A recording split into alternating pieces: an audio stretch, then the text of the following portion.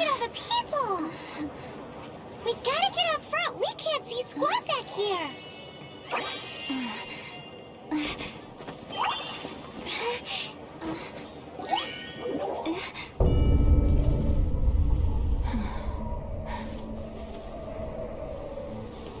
The hour is upon us.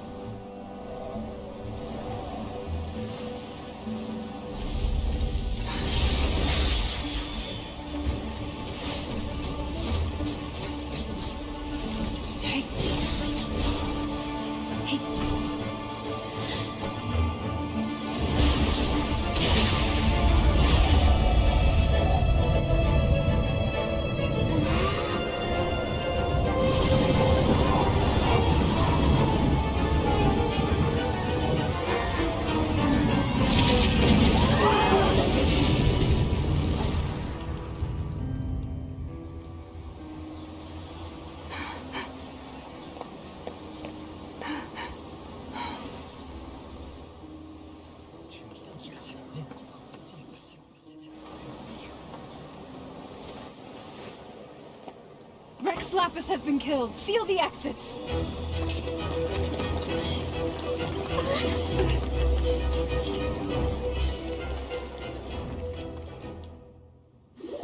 What? What's going on? Did she just say Rex Lapis is... the Geo-Archon is...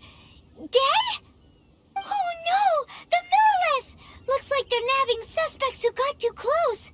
Paimon's freaking out! The killer is amongst us! Wait, we got close. Are we suspects? Wait, where are you going?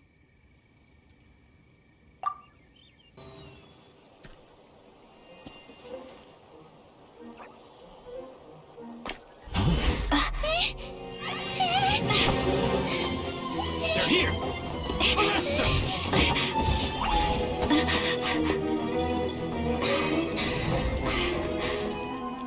There's nowhere to run! Hey, girlie, hold still.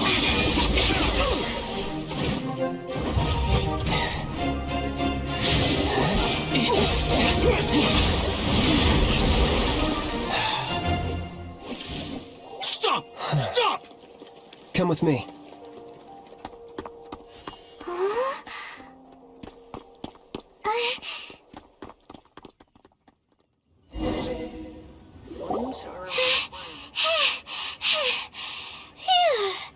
So insensitive! Just who are you exactly? Call me Child.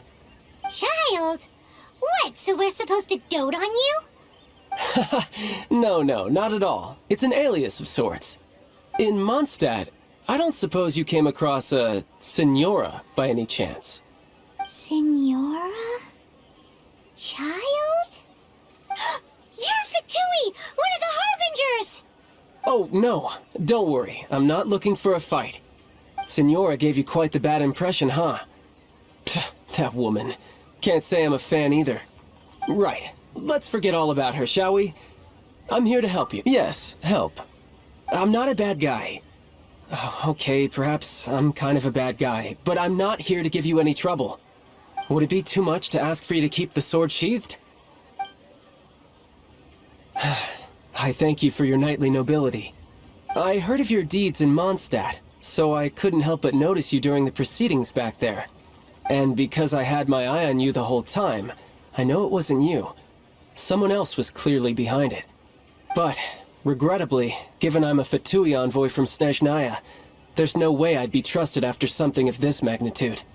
The ruling Chising of Liyue has always been overly suspicious of us. Well, can you honestly blame them? Guess I shouldn't try to deny that. Okay, sure. Maintaining a distance between strangers is probably a good idea. Either way, I'm already used to it at this stage. But right now, if you want to clear yourselves of any suspicion, you need to get yourselves to Northland Bank. Staying here isn't an option. As the old Liyue saying goes, the walls have ears. Northland Bank. Correct. This bank was opened here in Liyue by Snezhnaya. Though everyone knows Liyue is the most enterprising in Teyvat, Snezhnaya is not short of change either. Yeah, well, poorer nations don't seem the type to have diplomats that come around acting the way yours do towards the Knights of Favonius. Here, let me give you this. This is I'm not sure exactly. Sometimes all money can buy is things, and not a name for oneself. All I know is that it's a sigil. A sigil to keep the mighty and illuminated Adepti from bringing harm to you. Adepti? If you head north from the harbor, then west from Guili Plains, you will eventually reach a stone forest known as Jueyun Karst. The people of Liyue believe it to be the abode of the Adepti. Legend or not, they believe it. As such, offerings to the Adepti are made at its borders. Nobody dares venture in. But I have no need for believing, not when I know for a fact that the Adepti truly exist. Hate to admit it, but your Fatui intel seems all right. But why would we go looking for Adepti anyway? Oh, my little friend. There are plenty of reasons mortals seek the blessings of Adepti. Money, health, love. But you will go for justice.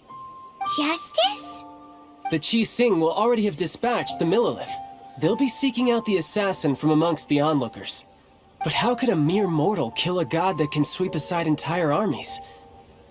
Rex Lapis never gave up his power as a god. This level of crude response is beyond what is called for. Or to hide something else? Hard to say. Even now, the Northland Bank wouldn't be able to hold the Millilith off for long, but the Adepti can clear you of any wrongdoing. Liyue was founded by the Geo Archon and the Adepti. Of course, it was built by force. Look for them, and be faster than the Chi Sing's messengers, so you may give your version of events first. If there is anyone that can help you in Liyue now, it can only be the mighty and illuminated Adepti. Oh, he's not here?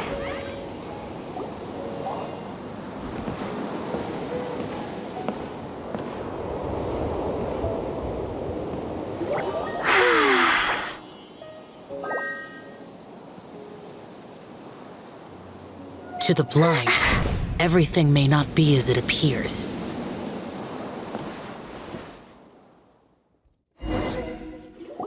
A sigil of permission? You came prepared.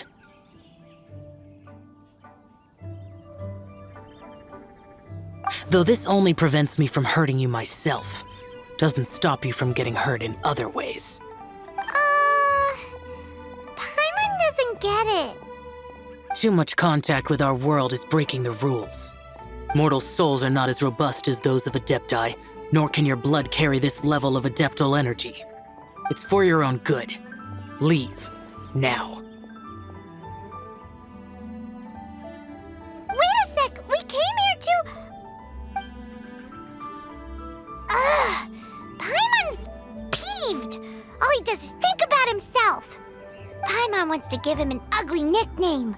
But if you tick off an Adeptus, the only thing you'll probably ever find in treasure chests is cabbages. Blech. Guess we should go ask the boss lady of the inn about just how she manages to talk to Adepti. Oh, you've already met Xiao. Not bad. Not often he's in a good enough mood to agree to see people. That's his good mood? Oh yes, the Adepti are very hard to come by. Many people go their whole lives praying to them, never once actually getting to see one. When the Geo Archon built Liyue, he borrowed power from the Adepti. But most of them only know how to protect Liyue by fighting. So for many millennia, it has instead been humans who have led Liyue. You really know a lot, huh, boss lady? It's not boss lady, it's just boss. Anyway, seeing as you have the favor of the Adepti, things should be a lot easier. Well, if you want to know my opinion, if you keep Xiao in a good mood, things should be okay. Good mood? Can't really imagine what a good mood looks like for that vigilant yaksha. Will be interesting, won't it? Come to think of it, I've never seen him smile either. How about this? You go see the chef for a bowl of almond tofu and a plate of whatever it is you're best at making. Almond tofu is one of the few human foods Xiao likes. The other dish is up to you. Up to us, eh? What do you think you're the best at cooking?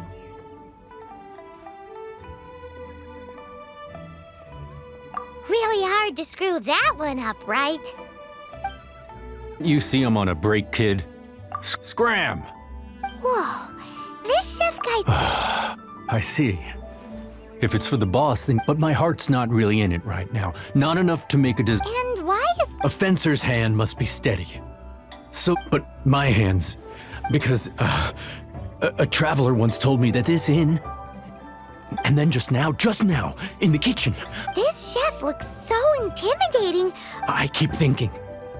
All right, in the name of hot... Doesn't seem to be anything...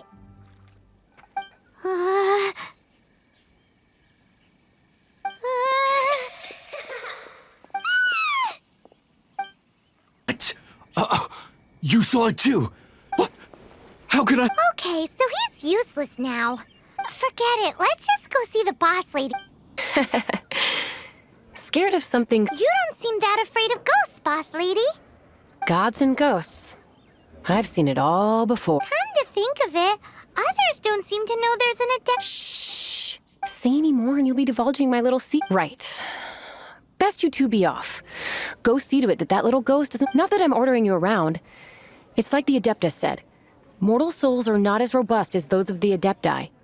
So as not to be harmed when dealing with the Adepti, you can start by practicing with that ghost. But how should we persuade the ghost? There is a calligraphy painting in the inn known as the Witness Sigil. It's been in circulation for over 1,000 years. Once you have, look for a place outside where you can see the...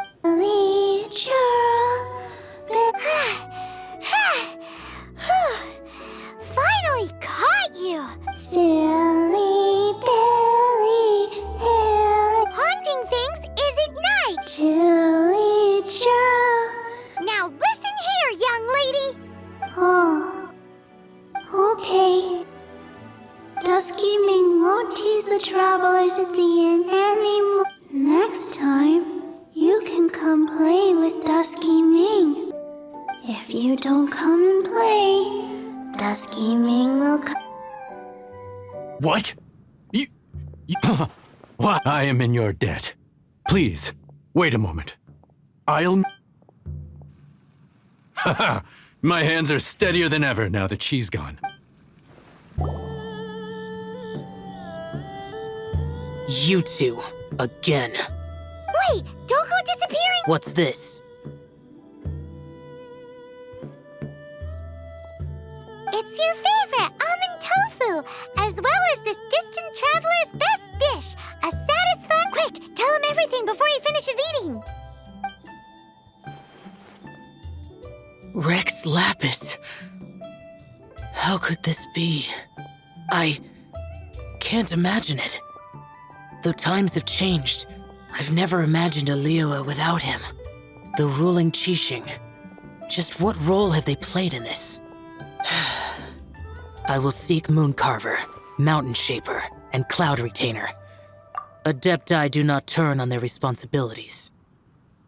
I have my reasons to not want to be tainted by the mortal realm, but responsibilities are... Our god is the god of contracts, after all. Wait, Paimon still has one last question. That Dusky Ming... When conquering demons, on occasion, you can come across spirits who have never hurt anyone, yet are also... So I asked the innkeeper and the boss if they could keep her here for a time. So really, Wangshu Inn was looking after her. Really keeping a... Who put this table here?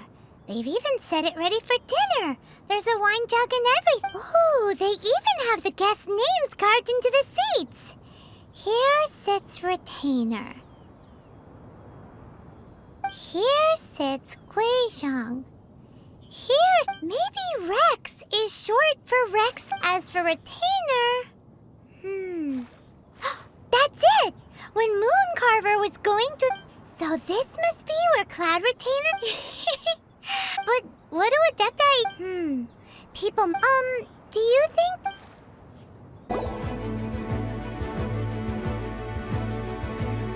one is most impressed.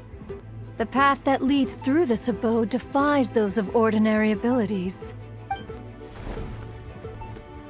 The one before you is the Adeptus Cloud Retainer. You surmise correctly. This place did one self-build, as did one design the mechanisms within. In fact, even Gui Zhang and Rex Lapis themselves found one's technological accomplishment. This place is huge, and there are so many mechanisms. What's it even for? Did you build it as your private mechanism workshop? It's just like the stories say. The Adepti leave the human world, find somewhere to go be a hermit, and then One is simply not partial to the tedium of social interaction. Find it one did. Shortly after which, you arrived. But enough. State the matter which brings you here at once. You have disturbed the tranquility of this... Rex Lapis. How can this be? Such a heinous crime! Who would dare? The notion is so preposterous as to be unbelievable.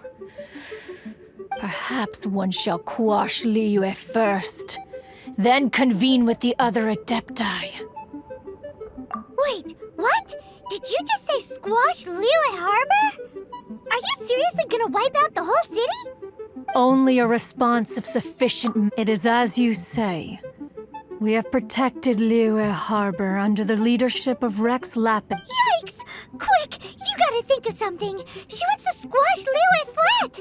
And it doesn't seem exactly what Paimon was gonna say. We made all that delicious food and gave We were hoping you might help Liyue out. Not what, or at least let's, discuss it first. Can't hurt for you to get a second opinion. Contract? A cruel irony that you should appeal to the notion. After the merciless murder of the god of... The people of Liyue seem quite content to dispense with their contracts. Nevertheless, since you come here in the name of contracts, far be it from one to abandon one's own, least of all when you come bearing a sigil of permission.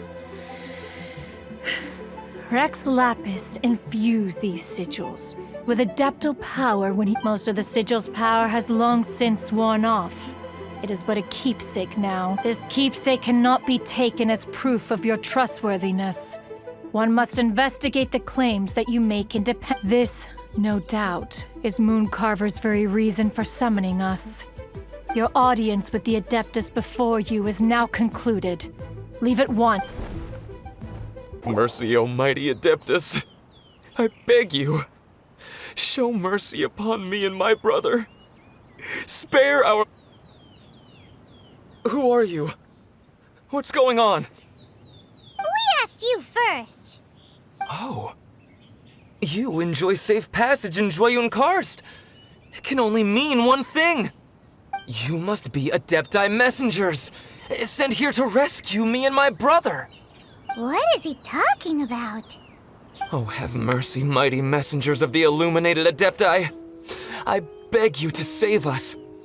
My brother and I, we only came here because our family is poor, and we heard tell of treasures hidden in the amber of Mount Hulao. It was stupid of us. But all we wanted to do was find enough treasure to sell and support our family. We followed the path up the mountain, but suddenly, the amber that swallowed up my brother Li Dang. I ran away and made it this far before it dawned on me. We were trespassers in the abode of the Adepti, and this was our punishment. I had no idea how to rescue my brother, so I just started praying for the Adepti to have mercy, right here on the spot. And now, at long last, 2 messengers come to my aid. What? We're not Adepti messengers. We just want to find the Adepti like everyone else. No, you must be messengers. You have to be. I have no idea which amber trapped him. Please, you have to rescue him. I beg you. Show him. Thank you. Thank you. Oh. What happened? Oh, and have you seen my brother? I just hope he didn't get trapped in Amber too. Phew. So he's safe. Oh, thank you. Here's hoping I don't run into any more Amber on the way. Thank you for rescuing my brother, oh mighty messengers of the illuminated adept. What? No.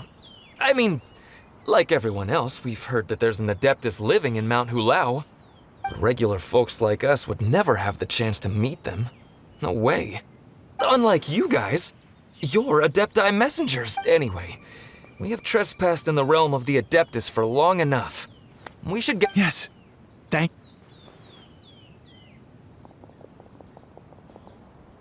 Boy, it'd be super helpful if we actually... Because it seems like this Adeptus has got a real temper problem. But it's not like we've done anything wrong, so... Who dares trespass on my mountain? Who?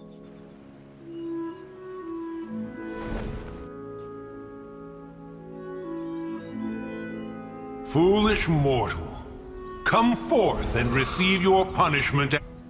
Intrude upon the sanctity of Mount Hulao. You destroy the amber of my mountain, and you free a thief whose freedom is not you. The thief's ignorance was an affront to the Adepti, but your actions are an abomination of the— Wait! We can explain! A sigil of permission. One was unaware that such— In the beginning, Rex Lapis cast them for the mortals with his own hand. Speak. One shall listen to the matter which brings you here. You would be wise to speak the truth. For Liyue is not so far from— Rex Lapis. At the rite of dissension? What mortal in Liyue, nay, in all the world, would conspire to commit such foul treason? Or perhaps the more pertinent question is— Rex Lapis charged the Adepti with the protection of Liyue, and we have always honored this duty. As the people have prospered, so have we gradually withdrawn into the— But now, alas, traveler, of the matter you have relayed, once one has dealt with certain matters here that require my attention, one shall convene with the other— Paimon can! Adepti always have magical powers in storybooks. Seems it's true in real life. You know, like how grass is actually Adepti hair, and river— Your nonsense knows no bounds. This amber is produced by a fly. The majority of the plant is hidden underground. When stepped on, it produces amber to trap. After taking up residence here, one planted many karst crawlers to ensure that the tranquility of the mountain would remain undisturbed. Over the years, they have helped— Oh, so the amber? Correct. Thus, one may not leave this place in its current state. One will depart as soon as one has attended to this matter. One trusts that the manner of your departure— Finally returned. How was your journey to Jueyun Karst? I see. Huh. Moon Carver, Mountain Shaper, Cloud Retainer, Conqueror of Demons. Some of these names have never come up in the intel the Fatui gets hold of. As a returning gift, I too have information for you. Regarding the Archon's passing, the Liyue Qixing's response really has given me food for thought. They've announced that, as the true killer has not yet been found, they are not allowing anyone to pay their respects to the Exuvia. They've even gone so far as to try and cut off information. But with the rite of dissension and all, even the Qixing isn't able to keep a lid on things.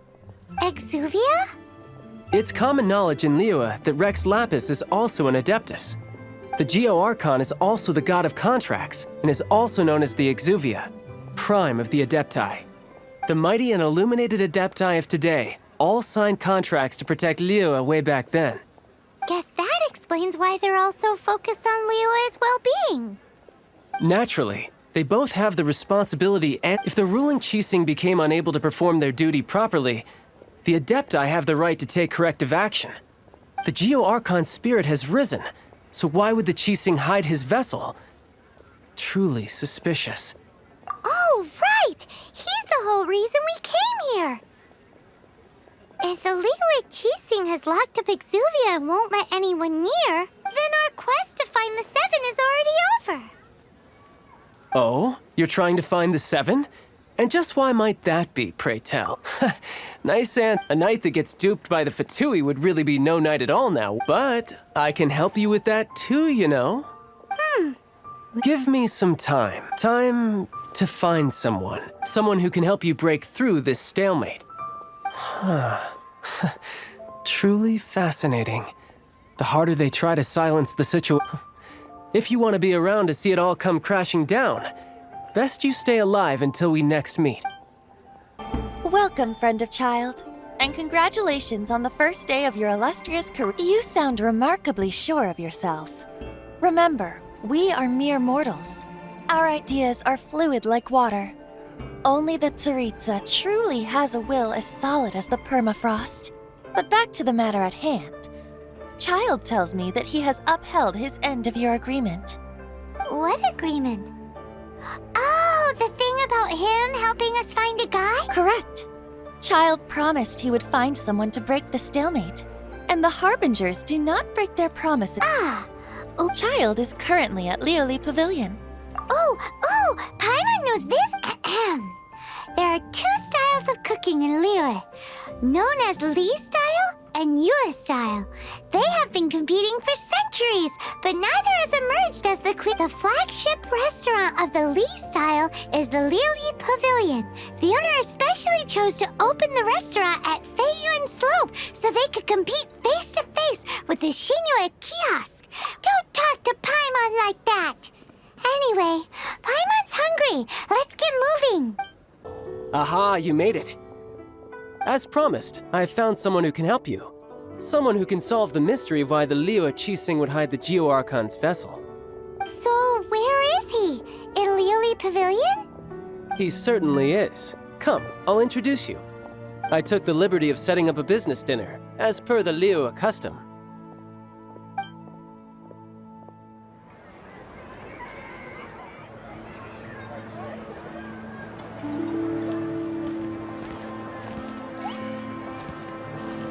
Welcome back, sir.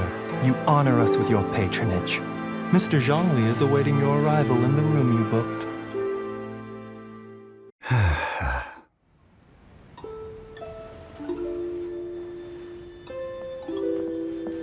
Hi.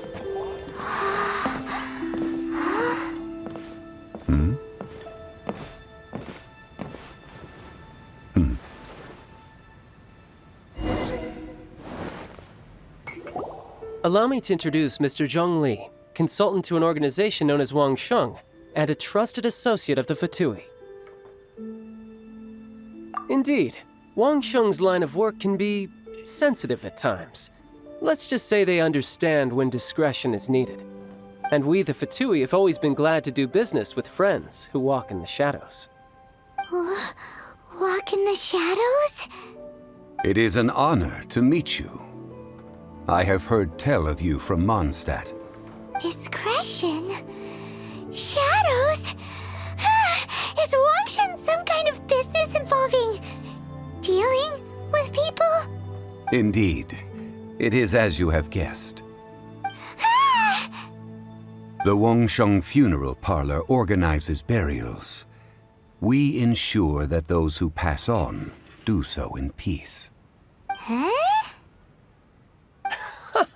Did you think he was some sort of hired killer? The Fatui calls many such people friends, but the Wangsheng Funeral Parlor does not well, they are still... I shouldn't say too much. In any case, I brought you to meet Mr. Zhong Li because... Because I can bring you to see Rex Lapis's vessel. What? Don't be so surprised. Sure, the Geo-Archon's body has been squirreled away by order of the Tianquan Ningguang. But first, let's hear what Mr. Zhong Li has to say, shall we? Rex Lapis may be the prime of Adepti, but he is ultimately an Adeptus. Many Adepti have left us over the millennia. This is the inexorable trend. The times have changed. You must have felt it too when you were at Jueyun Cup. As you have seen, the time of the Adepti is ending, and the time of mankind is slowly dawning. In years past, Liyue's tradition was that a huge memorial service be held to mark the passing of every Adeptus. But this time... Yeah, the killer hasn't even been caught yet. Deicide or not, the concern of the Wangsheng funeral parlor is this. When the ritual to receive this god is so kingly, it is all the more egregious for his final send-off to go unattended to. Traveler, Child has told me a lot about you. Since you have had dealings with... Well, if you really think about it, we don't have any other choice. Indeed, no amount of consideration can change this outcome. The Tianquan Ningguang has forbidden anyone from accessing Rex Lapis's vessel, which of course you would need to access if you were to achieve your goal of meeting all of the 7. Precisely. Only by participating in the rite of parting will you be able to see the form of Rex Lapis again. If we are agreed, come with me. We will speak of the details as we walk. All right, my bridge building work here is done. Turned out well, didn't it? You can go if you want to. Don't worry about me. I might just have a few more drinks and get acquainted with these things they call chopsticks in the meantime. After having experienced the land of the absentee Archon, traveler. I see. So you're that sort of person. It's not a bad thing. But I suppose you have yet to experience the substance of Liyue's 3,700 years of divinity. Organizing the rite of parting should prove to be an enlightening part of your travels. Liyue is the most prosperous of the 7 nations, defended by deities and ruled by Ningguang of the Qixing has always been on her guard against the Fatu. What would Child get out of us? I neither know nor do I wish to know. As far as I am concerned. These are the advance funds that Child has provided. If you... Wow! Well then, let us be off. The first step in our preparations shall be to obtain... Welcome to the Jade Mystery, my good friends. Would you like to try your luck betting on Jade? It's cheap and it's fun, and who knows, you just might strike... Betting? No, we're here for... Noctilucous Jade, of Radiant Grade at the very least. Radiant Grade, Noctilucous Jade? I see. You're not a tourist. My apologies. What do you think? The Jade Mystery is an old name in the jade business. These 3 pieces really do look pretty. But how do we pick? Should we just grab one and go? Very good. It seems you have learned... What do you think, Mr. Zhongli? How should we pick from these pieces? Oh? You want me to decide? If it were me, the answer would be simple. Oh? And that... I'll take them all, boss. Oh, you act with such panache, good sir. Oh, wait, boss! That one didn't count! We need to discuss it again! Hey! If we only need 1 for the ritual, aren't we wasting 3 times the Mora if we buy them all? Oh, more. It is as you say. Huh? How do you not think about Mora when buying things? If one must always consider Mora before acting, then in all things one is bound by Mora. What? All Mora is currency, but not all currency is Mora. What?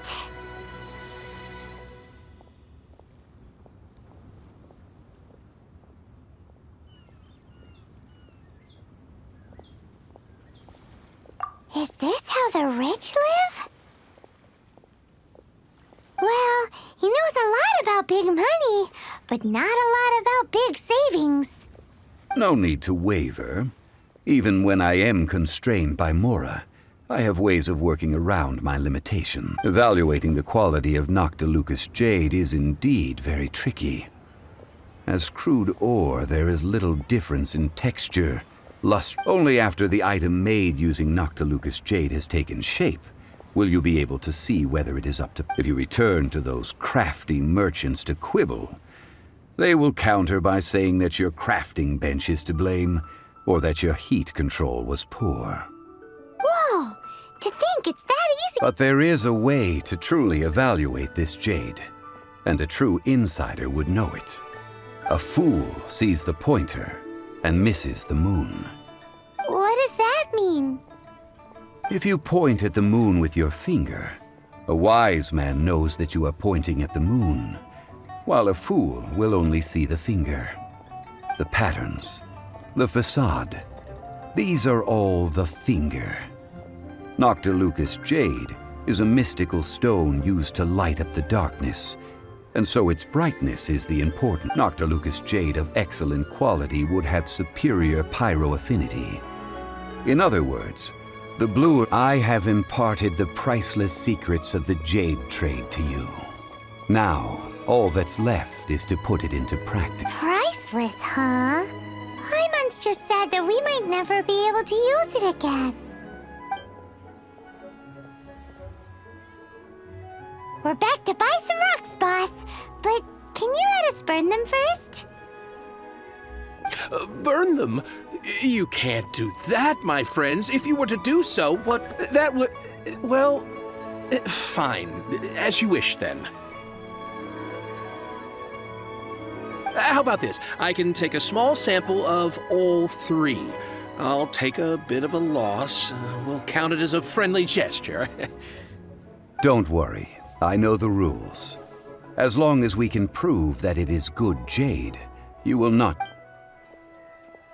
All right, take these as samples. I've carved them off with a knife and tagged them to boot. Aren't these too thin? Even paper's thicker. No, even a bug's wings are thicker. Stingy? I've already been very generous. Any more and you... But wouldn't something this thin go poof if we held it? It can't be helped. Trying to deprive a merchant of his profits would be like forcing a ravenous... What sort of conditions? While we add the high temperatures using pyro, we can use hydro to reinforce it from... Oh! Oh, sir, to think you were this learned. Strictly speaking, asking for samples when we have not yet agreed to purchase the goods is unfair. Trade in Liyue must be based upon fairness. Well, guess we just need to find a place to try this out. Oh, Paimon remembers! We once saw this big pot down at the Dada Upa Gorge in the camp of... Now, let's pack those samples up.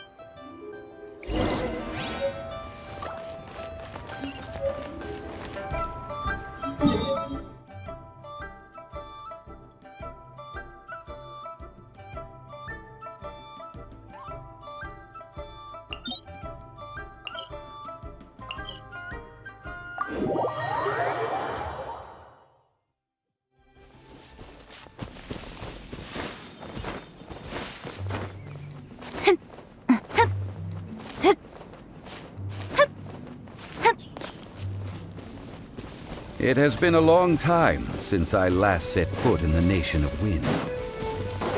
A friend of mine from Mondstadt would always bring a few bottles of locally brewed dandelion wine whenever he came to visit me in Liyue. It must be said that the famed liquor of the land of pastorals is far better. That's the pot! It looks like the hilly trolls are still using it. It's a bit bright, but we gotta cut the line.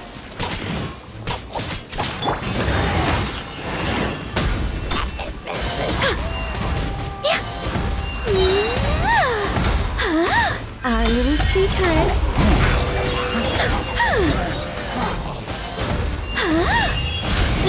Don't blink!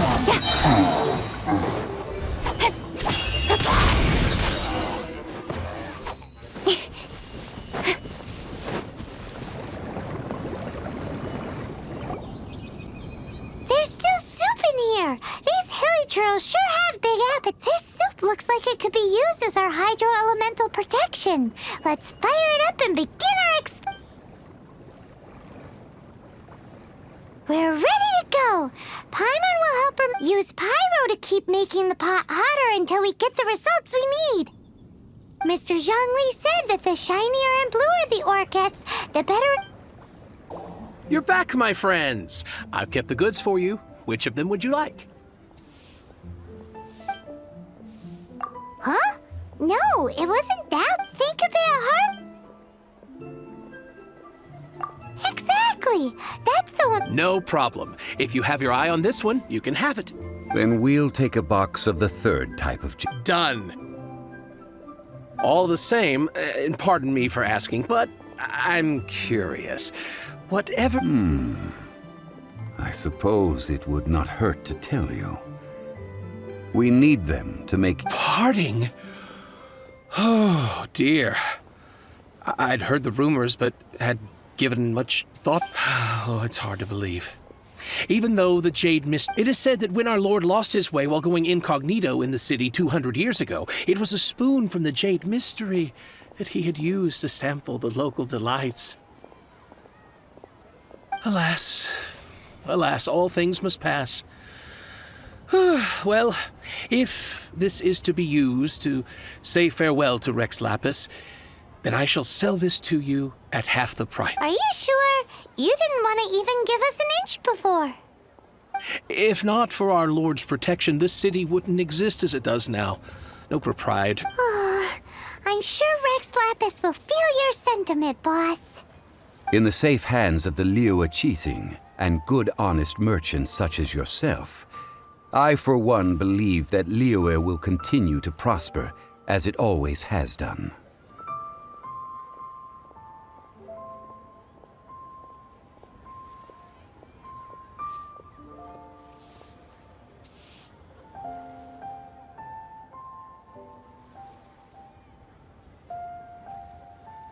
All right. Thank you, my friends. What's with me getting all sentimental like this? I'll practically be giving away all my fortune at this rate. Now that we've made our choice, let's take this Noctilucous jade back. Hey, wait a minute. He said it was half price, not that we could leave without paying. Oh, right. I'm sorry. I must have forgotten to do that too. Let me see. As I thought, I didn't bring any. Any what? Mora, my apologies. Another oversight on my part. Oh, that won't do. This isn't some small sum. Oh, wait. That's a relief. Have a look, boss. Is it enough? It's fine. Just enough for half price. Though, to be honest, it'd be all right even if the sum wasn't quite enough. Well, it's settled then. Let's take this jade to Yujing Terrace. That's where we plan to hold the rite. Look at you bossing everyone around. You didn't... I will do my best. You have my thanks.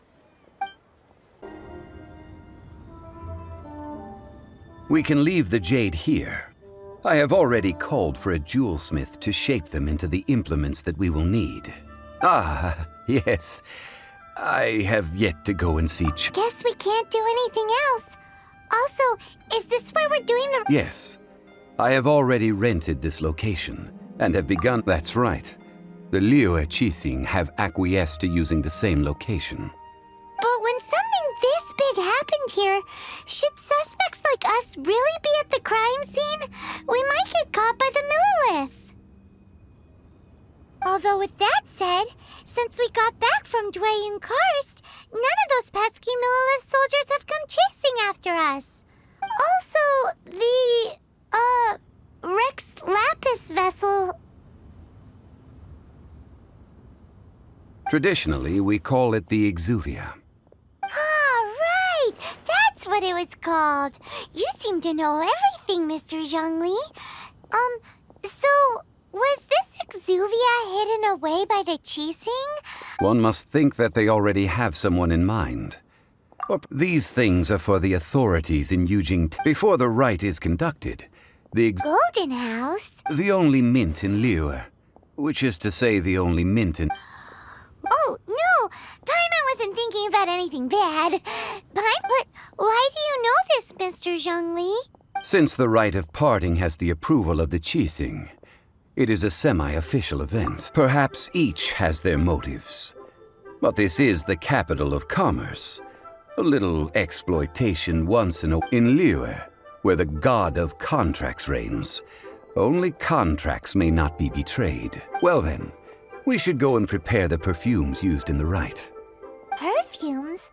Where'll we get the— No. Perfumes used to honor the gods must be freshly decocted. The quality of silk flower petals contain a fibrous material of good quality, often used in brocade making. It's time for Zhongli's lectures on high society again? We shall not speak of the details right now. Follow me. We shall go to the merchants. Hey, boss, do you sell silk flowers? Silk flowers? We certainly— Which kind? Ugh, you ignorant shoppers. Always coming in here. Golden House Maiden, Valley Weaver, and Fate's Yearning. One of each to start with, if you don't mind. My goodness, you two must be his servants. Please refrain from any further attempts to contribute. Now then, please peruse at your leisure. Silk flowers exhibit different properties based on how their environmental conditions differ from their ancestors. Just look at the abundant foliage here. And these stamens, glamorous as a maiden of the Golden House. This strain is an evergreen. By contrast, this variety thrives in any dark, damp location, often in large clusters. Morphologically, it is distinguished. Lastly, this strain is quite the recluse. Unlike its exuberant cousins, flowers and foliage are minimal, and when in season, silk flowers have all but disappeared from the wild today due to geographical changes over Liyue's history. Wow! A true connoisseur. Most of that— I possess but a smattering of trivial knowledge. My traveler friend is the one to watch.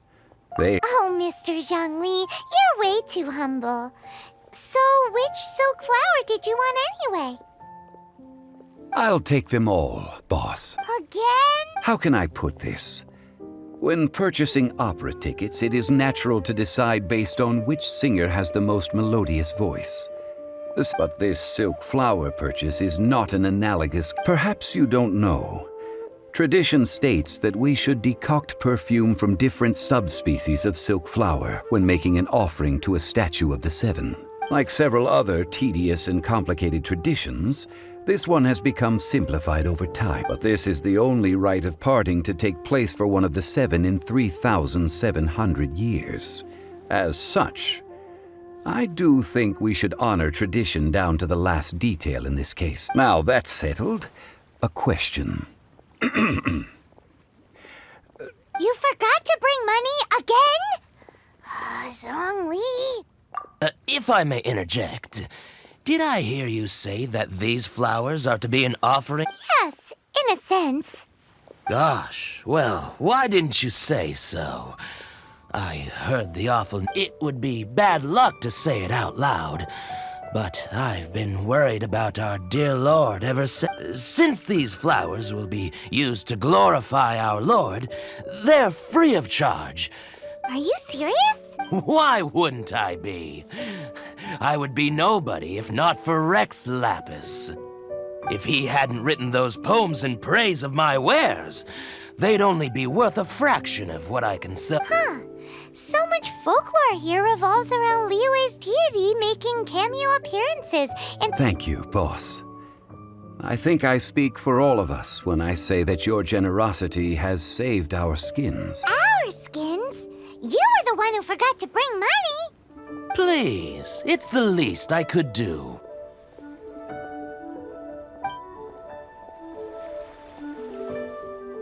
So, now that we've got the flowers, how do we make the perfume? Ideally with the help of an expert. Unfortunately, none of my acquaintances have personal experience. Talk about first world problems. Hence, I need you to help by asking around in the city. Try the common folk, especially women. So this time we get to go around town looking for nice-smelling ladies to talk to? Paimon likes this. I will wait for you near the statue of the Seven. Meet me there when the perfume is ready. Lan, we need to ask you for a favor. I stopped accepting commissions a long time ago. Sorry, you two, but you'll just have to ask. Oh, it's not that kind of favor. It's just a teeny tiny thing. Do I look like the kind of girl who wears perfume to you? Well, Paimon thinks you smell amazing. So come on, Lan. What's your secret if not perfume? Now that you mention it, yes, there is something. Oh, it must be from the Qingxin flowers I picked on the way back.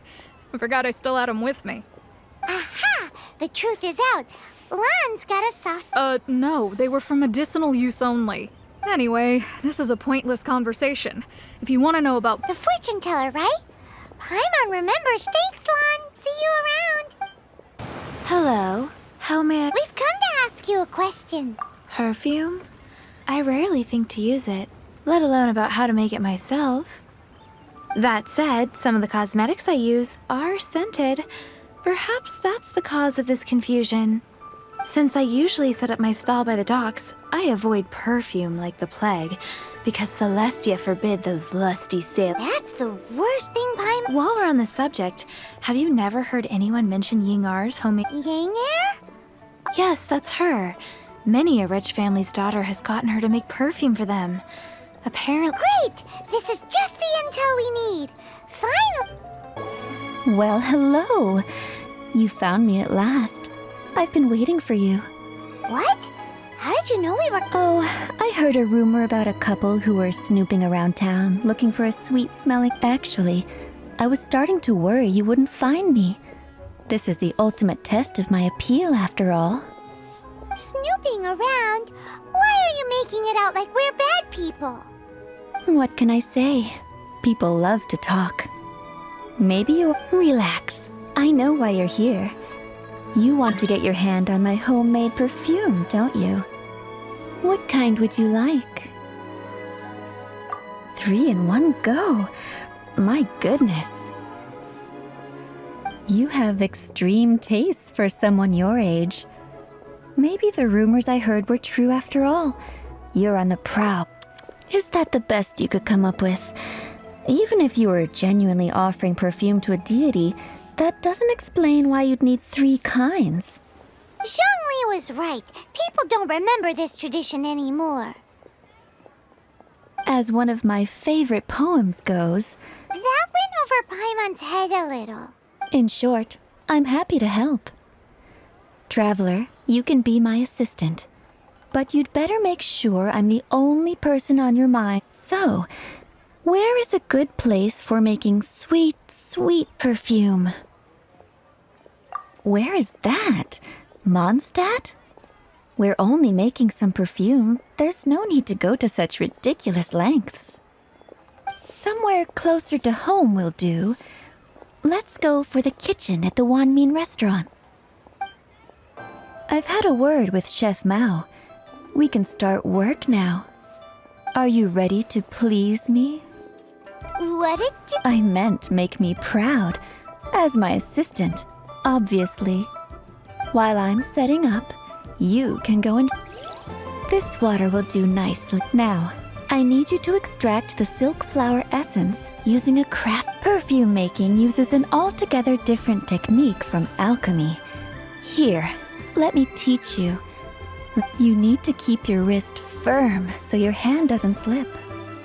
Now, use your strong hand to stir it with a persistent rhythm. Ooh, you're a natural. Now, take these and try it out on your own using a nearby crafting bench. Don't forget to do all 3. They look visually identical during the essence extraction process, but wow, this is some exquisite. The essence is placed into water and simmered over low heat until most of... You must take care to control the heat during this process. So please, don't waste a drop of that essence now. We want... All 3 perfumes are ready. And you, my friend, were a wonderful assistant. A testament to the lengths you will go to for romance. It's so rare to see nowadays.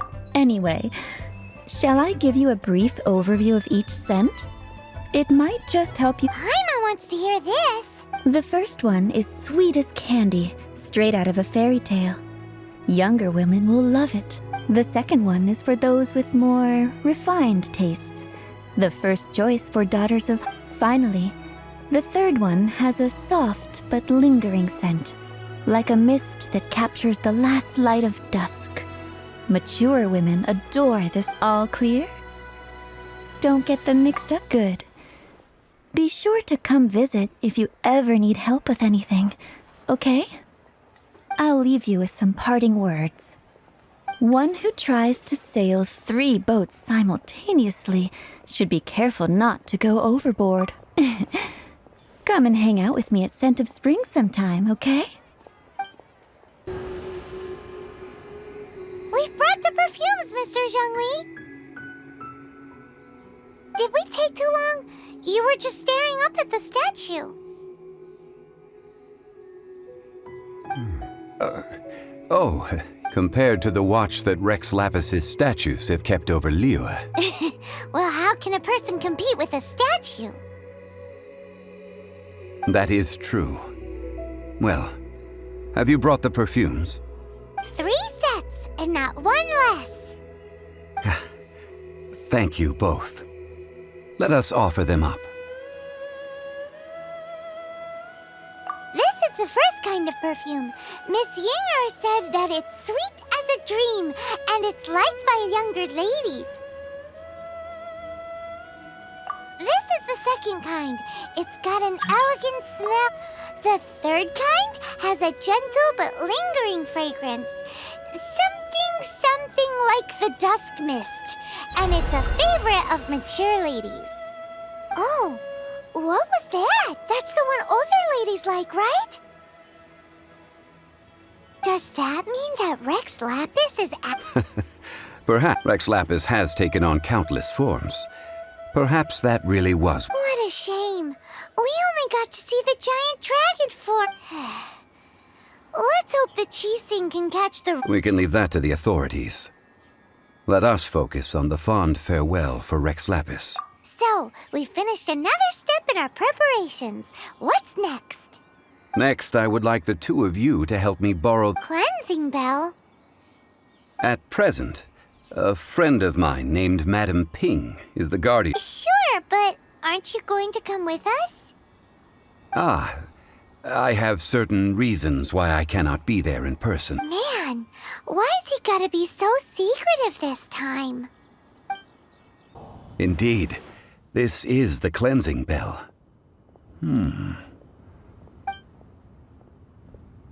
Let's place the perfume we've prepared inside. Of course. How would I know that... That's suspicious. But if you don't want to talk about it, we won't pry. Oh, yes, that old granny asked us to tell you something. If you have the time, you can come over for tea. I don't have much to offer, but you can always count on an old lady for a pot of tea. That tone does not suit you. Still, her teapot is indeed very good. There are none better for brewing tea. When a suitable time arrives, I'll bring a spot of fine tea and pay her a visit. So what's the next step in our preparations? Next, we need to purchase... Ooh, Paimon loves kites! Are you taking us kite flying? Is this... No. Kites are children's toys, yes. But they also... I will explain it to you. But our next course of... Oh, sure. Ah, sir, you're here. The 7 kites you asked for have been made to order. Yes, thank you.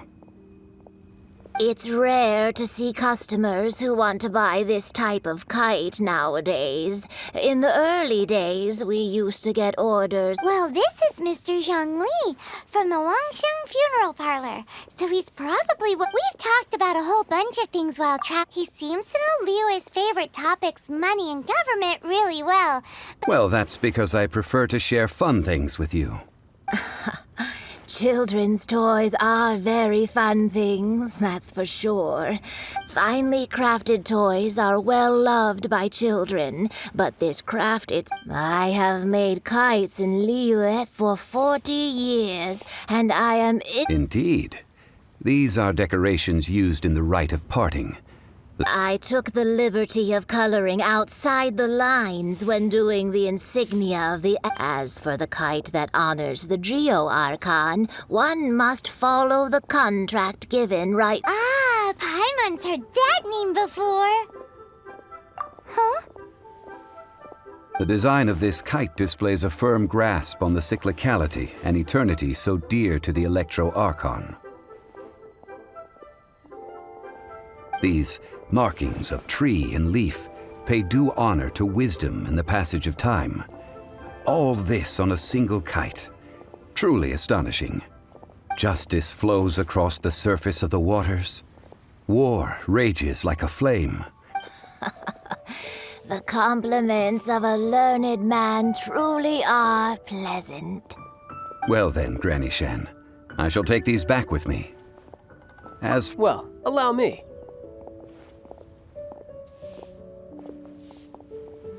Hey, it's Child! No, I was merely passing through. I see Mr. Zhongli's the same as ever. When when getting others to pay for, he knows a great deal about money, and about the trials of the common man. He just doesn't consider poverty to be something that could ever happen to him. Or perhaps you could say that he cannot imagine himself lacking money.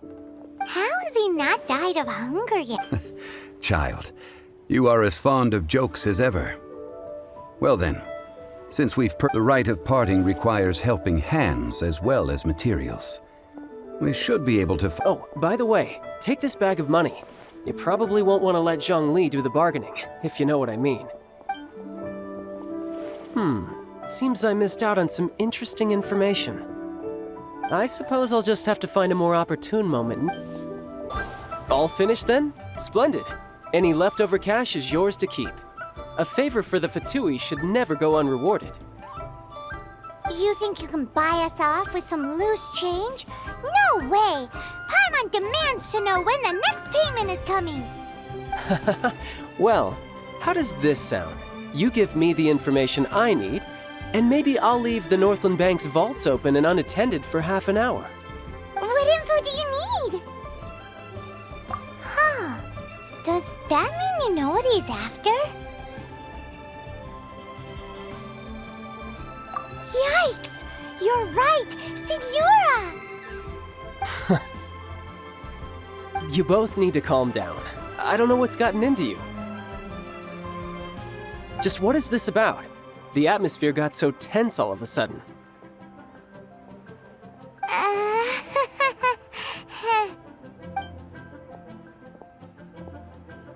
Next, we need some everlasting incense. For this, we need to go to Boo Boo Pharmacy, the finest pharmacy in all of... Is everything okay? Everything is fine. I was just informing them that they need not return the surplus Mora. Now, if you'll excuse me, I must be going. Huh. The reception is... Hello? Welcome to Boo Boo. Huh? Did you hear that? The reception, it seems. How about you?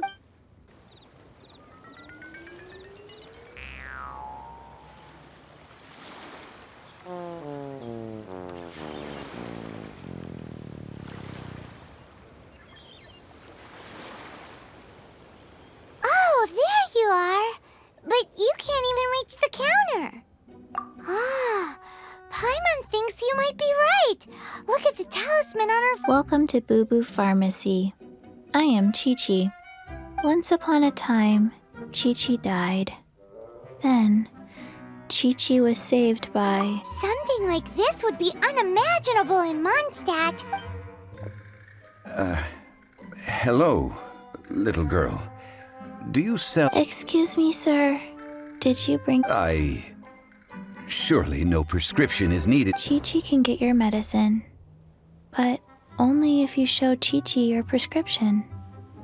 These Zombies are limited to acting within the confines of their orders. And somehow in this case, the zombie issues her own orders to herself.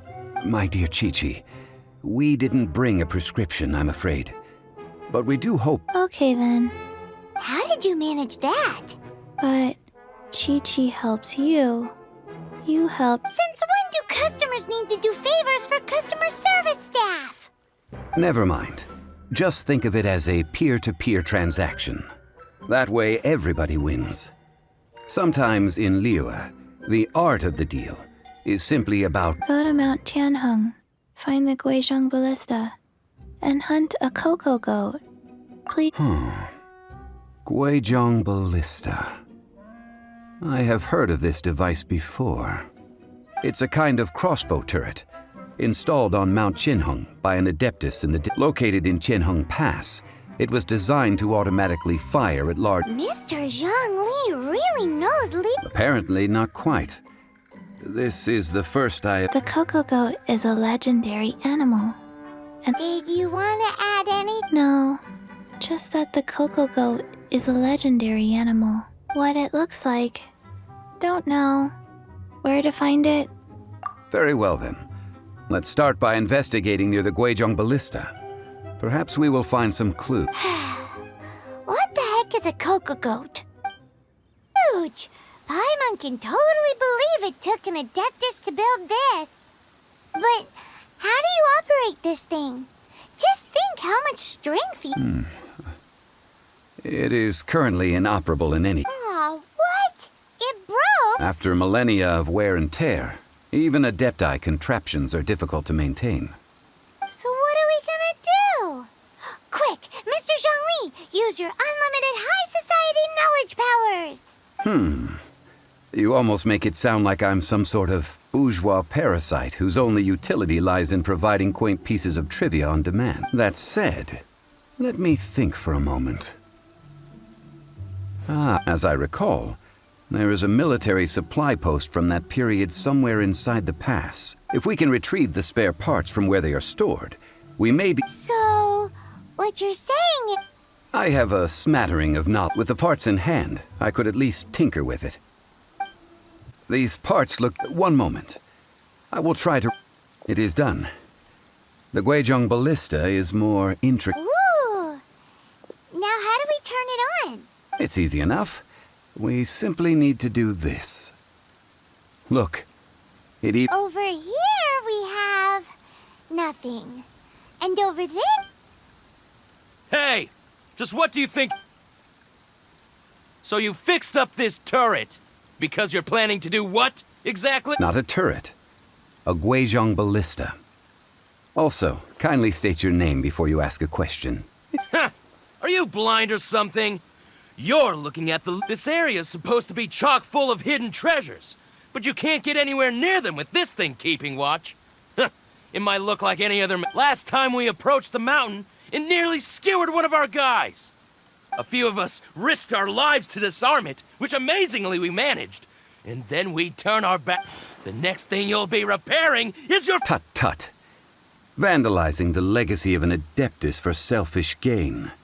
Disgrace. It is not we who need reprimanding. These lowlifes didn't know who... Troubling ourselves over this rabble is not worth the time. We should focus on our Oh yeah, that!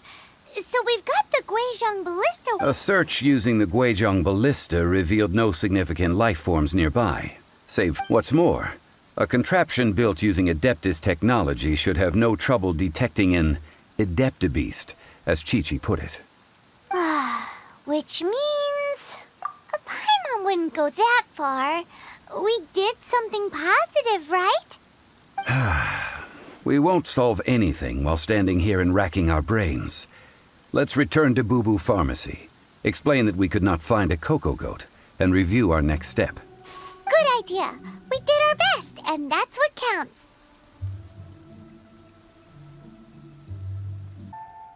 Forgive us. We were unable to fulfill our end of the contract. We found no trace of the cocoa goat Adeptabeast of which you speak. What a disappointment. Don't worry about it. but I feel very disappointed. Aw, poor Chi-Chi. Why does Paimon feel so guilty of... Cocoa goat milk is tasty. So tasty. Much better than normal goat milk. Only an Adeptabeast could make such tasty milk. I'm sorry. I have a poor memory. I cannot remember the name of the milk. That's why I wrote it down. Where did I put it? Ah, here. This is the name. Coconut milk. Huh?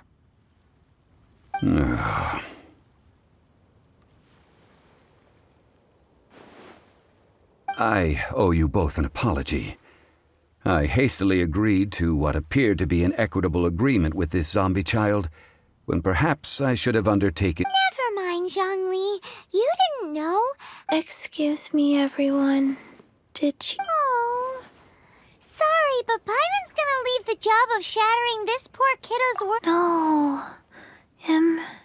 Seems Chi-Chi took this pretty hard. Someone learnt a valuable life lesson today, then. Thank you all for looking after my little Chi-Chi. Might I ask who? Ah, how rude of me. I'm Baiju, boss of the Boo Boo Pharmacy. Paimon thought Chi-Chi was the boss. Turns out it's some wacko who wears medicinal ingredients. What a sorry state of affairs. This little mascot is even more of a simpleton than Chi-Chi. Ah! The snake is speaking! I prefer to stay silent, but faced with strangers, I must speak, lest you mistake me for an escapee from the medicine. Don't mind Chung Sheng. She's a good girl, really. As for you three, communal chaos causing with Chi-Chi aside... Do you sell everlasting incense in this fine establishment? Everlasting incense? Why, of course we do. Whew, at last. Things are finally starting to come together. 3 million mora. Top quality. Guaranteed.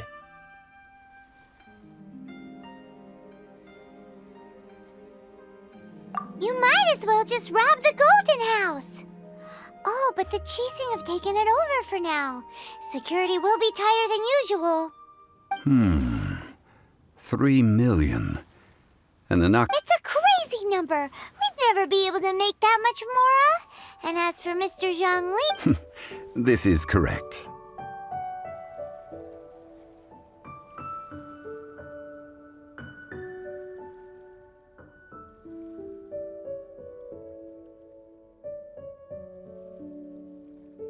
What are we gonna do? Is this the part where we go crawling back to Child?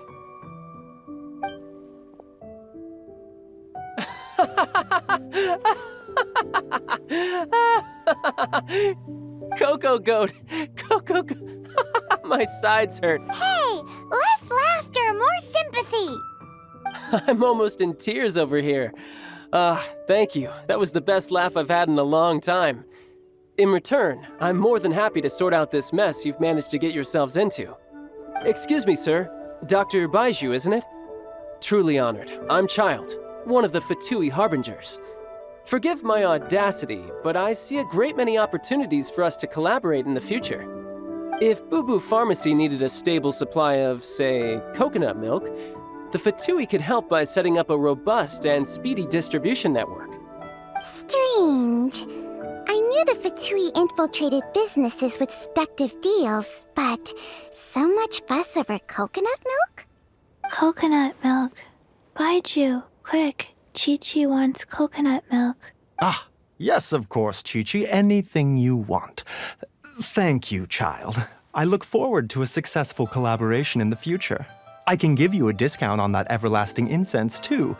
Let's say 2,909,000. That's like 0 difference from 3 million!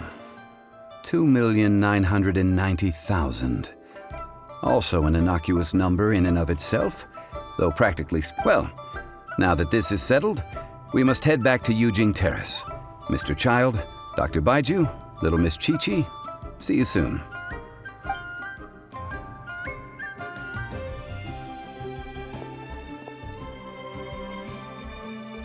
Ah, that lot is an absolute riot. Honestly, I can. So, you've been eavesdropping, I hope? What have I missed? Yes, Master Child. They spoke of the Qixing taking the Golden House. Well, well, well. Ningguang and her Qixing cronies. What else would they be hiding in the Golden House? If not the Exuvia. I apologize, but I warned you, didn't I? As the old Liyue saying goes. As it stands, we've hired helpers, and we've acquired the everlasting incense. The completion of our preparations is not far off. Whew, finally! Well, traveler, have you gained anything from our adventure so far? Odd? Which is it, I wonder? The questions that such travels raise are ever so complicated.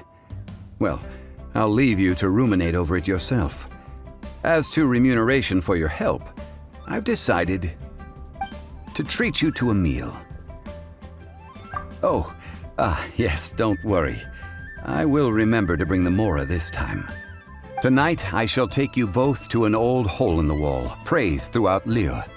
Hole in the wall? As in a cool restaurant? Indeed. Let us meet near the harbor, at third round knockout.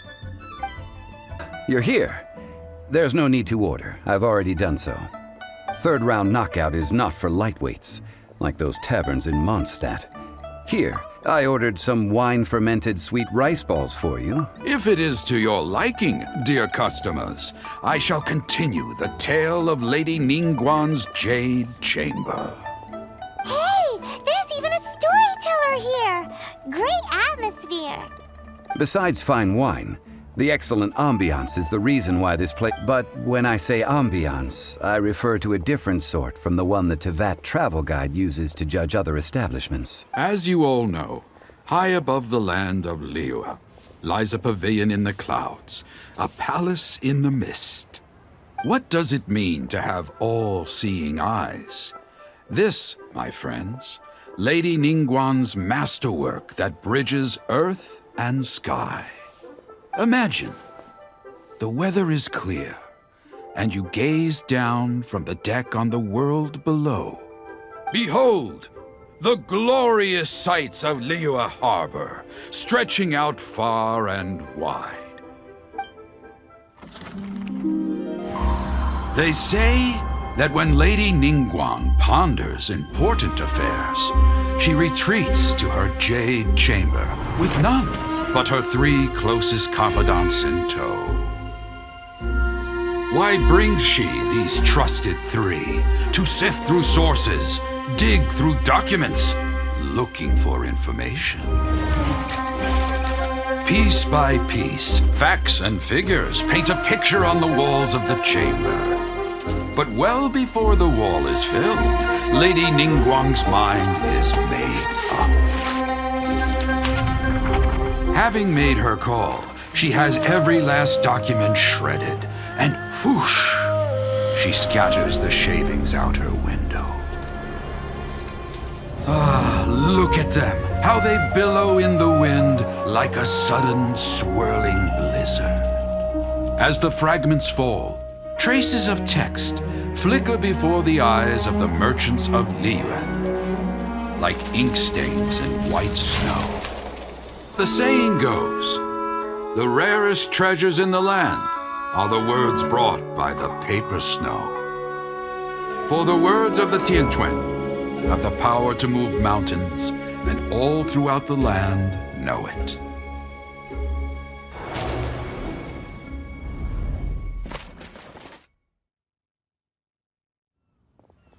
These are but scraps of paper, and yet they guide Lady Ningguang's hand. Such is their value. Merely grasping 1 or 2 of them will surely gift you a fragment of her wisdom, enough to stay a step or 2, ahead of your peers. Tianchuan Ningguang. Feels like we're hearing this name a lot. Liyue locals talk about her. The Fatui hate her. She's most likely the one who hid the Exuvia, and we saw her at the Rite of Dissension. Huh. Paimon wonders what sort of person she is. At last I have found you. You who returned from Jueyun Karst. Who's there? Wait, I am not with the Millelith, nor am I here to claim your bounty. However, I am an emissary of the Liyue Qixing. My name is Ganyu, secretary at the Yue High Pavilion, and I have come, well, in concrete terms, I am the corporate secretary for the Qixing. Ningguang sent you? We were literally just talking about her. My apologies, you who have returned from Jueyun Karst. I am duty-bound and cannot extend my courtesy to you, but I have with me a letter from Lady Ningguang. She extends a formal invitation to you in her capacity as Tianchuan. She invites you to her palace in the sky. An official invitation? Lady Ningguang said this. Invite her to come here. I wish to meet her. At the Jade Chamber, together we shall snip every... The emissary who called herself Ganyu? What, we've received an invitation from the Liyue? We'll be meeting people that have way more money than Paimon could ever count. An invitation to visit the Jade Chamber is a rare honor indeed. You'd best be on your way now. But don't forget about the rite of parting. Once you've finished at the Jade Chamber... Don't worry, we won't forget. Dihua Marsh. Supposed to be your guide, but Paimon doesn't know where the way up to the Jade Chamber is. Well, since we want to go to the Jade Chamber, let's look around. There has to be a way up there near... Hey, look! There's some sort of mechanism thingy. Since this is the right place, it must have something to do with the Jade Chamber.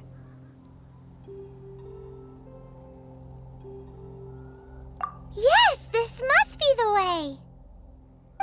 Huh?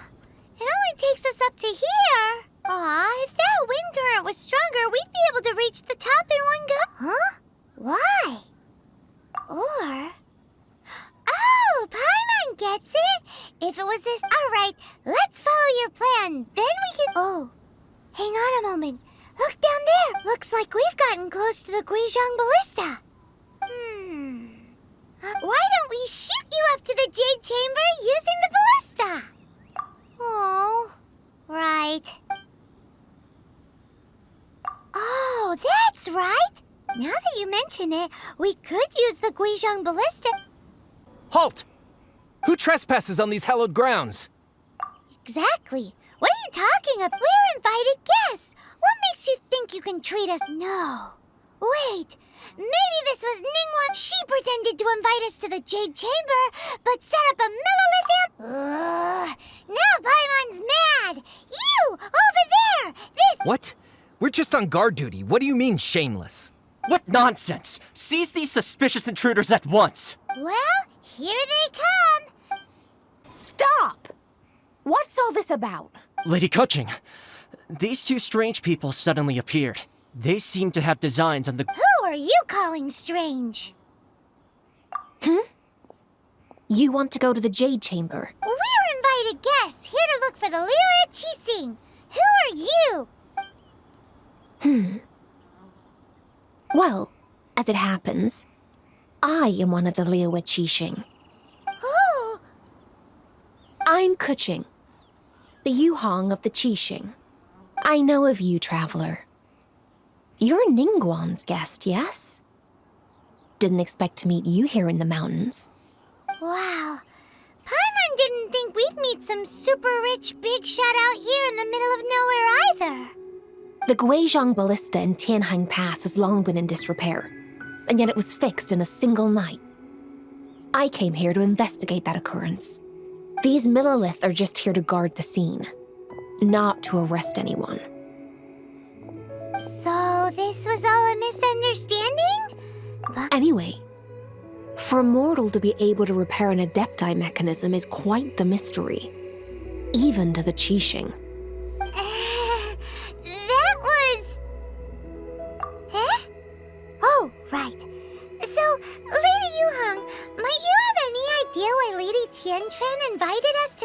Jade Chamber? Just call me Keqing. I'd say that Ningguang's purpose is to request that the savior of Mondstadt take a more neutral stance. Or at least, to not wholly side with the Adepti. We're not taking sides. We spoke with the Adepti. They want to protect Liyue as well. When you say protect, you mean their sanctimonious arrogance, don't you? Huh? You are mortals, and thus, under their protection. There was no way they would have regarded you as someone with the ability to assassinate a god. Naturally, they would also regard Ningguang's locking down the area, questioning the citizenry, and pursuit of the assassin to be pointless work. Perhaps they even wonder if there might be a cover-up. I'll say it plain. They're underestimating us. Well, you've got a point there. Still, this is the first time Paimon's seen a person from Liyue who doesn't respect the gods or the Adepti. Should I respect the shallow sense of time and condescension to mortals that has caused them to delay in moving against us Qixing? Forget it. I shouldn't speak of them this way. This skepticism is mine alone, and Ningguang does not share it. Either way, I will admit that the actions of the Adepti this time were quite restrained. Rex Lapis's death is indeed an extraordinary circumstance. But to think that they would call for a council of Adepti rather than come down here directly? How surprisingly civilized of them. Well, for Ningguang, that woman would talk anything and everything out if she could. But I doubt we can do that here. The time of the Adepti is long past. If even the Liyue Qixing don't want to face that truth, then what future is there for Liyue? Another super bold statement. I'll stop here. Honestly, I hadn't intended to say so much. But you're a good listener, Traveler. You should both be off to the Jade Chamber. Don't be late now. Ningguang's schedule is packed to the gills all the way to next year. The cream of Liyue's mercantile crop, I'll see ascending to the Jade Chamber as the greatest honor.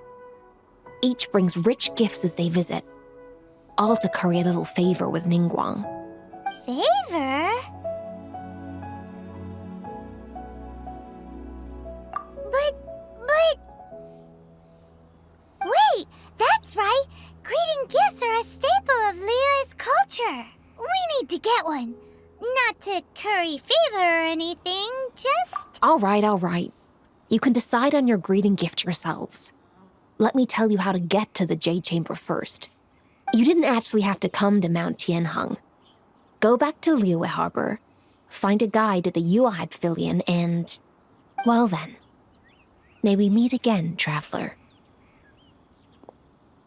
Well, that Yuheng may not respect the gods, but Paimon thinks she's a pretty cool person. So, what should we give to Ningguang when we see her? Oh, right! Paimon dreamed of an amazing snack last night. Sugar-frosted slime! Paimon has a feeling that it would be perfect for a super rich person like Ningguang. Why don't we go with that for a gift? Nope! But Paimon's sure that we just need to make it with some boom shakalaka. Let's go gather ingredients. Time waits for no one, and neither will our riches. Here, this container is itself an antique, with at least 140 years of... Yep. It's good. Hang on a moment. Could we borrow one other thing? Sure, please help yourselves, as long as it's on our shelves.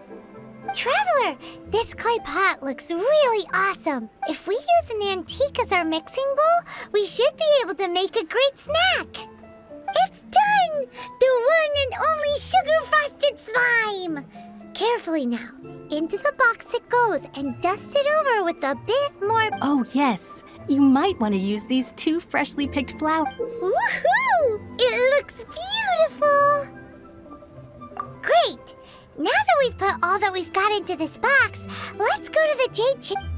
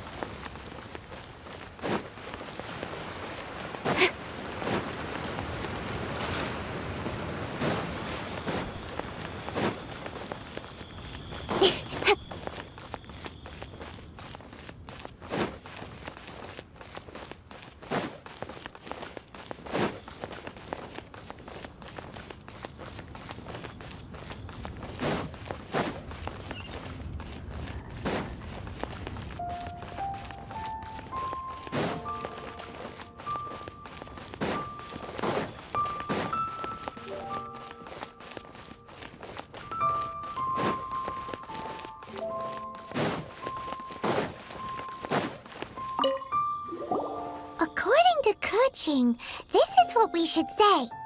Excuse me, do you sell the moon here?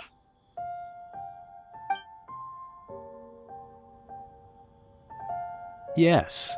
How many would you like? It's not convenient to speak of numbers here. Ah, well said. Please, use this to ascend to the chamber. Yes, speaking of which, are you two the guests that Lady Ningguang has arranged to meet with today? Yep. And yet the code they used was not the one for guests, but for the Yuheng. What's going on here?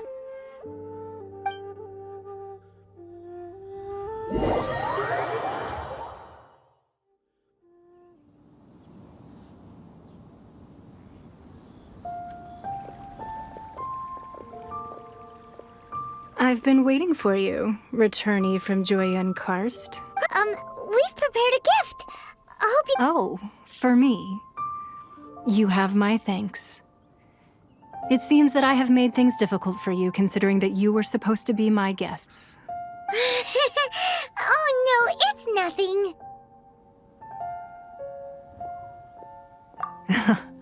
I'm glad you like it too. This palace floats in the skies, higher than the peak of any mountain. From this vantage point, one may survey all of Liyue. I have been gathering the funds necessary to build it from the time I began learning the merchant's craft. And since becoming the Tianquan, I have spared no effort in hiring the best craftsmen to constantly extend. At first, it was but the size of one room. Now, one day, I believe it will overshadow all 7 nations. Not many from outside Liyue earn the right to ascend to the Jade Chamber. But I have been in correspondence with the acting Grand Master of the Knights of Favonius, who spoke highly of you. As such, I have been putting eyes and ears out ever since you reached Liyue. What? And I finally got wind of your movements when you were on the way to Wangshu Inn. Wait, was Vert Goldet one of your people? Everyone at Wangshu Inn is one of ours. At the Guizhang Ballista, yes? You weren't peeking on us from the skies the whole time. I fear that peeking would have been a little difficult from this altitude. Our eyes and ears are more than sufficient. You two are very interesting people, after all. Well, I wouldn't expect you to trust us, considering that you have had far more interactions with the Adepti. The reason I invited you here was to clear up some misunderstandings.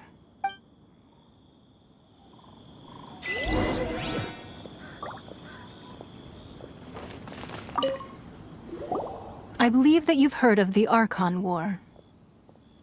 Many gods used to walk this earth, and many long wars were fought between them that did not abate until 2,000 years ago.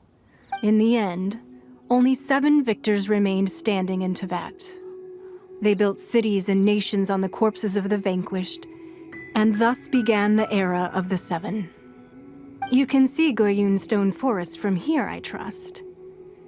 It is no natural rock formation. Those are giant spears of rock. Beneath the spears lie those cast down by Rex Lapis in those days, gods that failed to seize the title of Archon. Not only is it true that gods may die, but so too has the membership of the 7 changed over the last 2 millennia. Rex Lapis's passing is an unimaginable disaster for Liyue, but the Order of the 7 will not collapse simply because of that. Another Lord of Geo will arise sooner or later.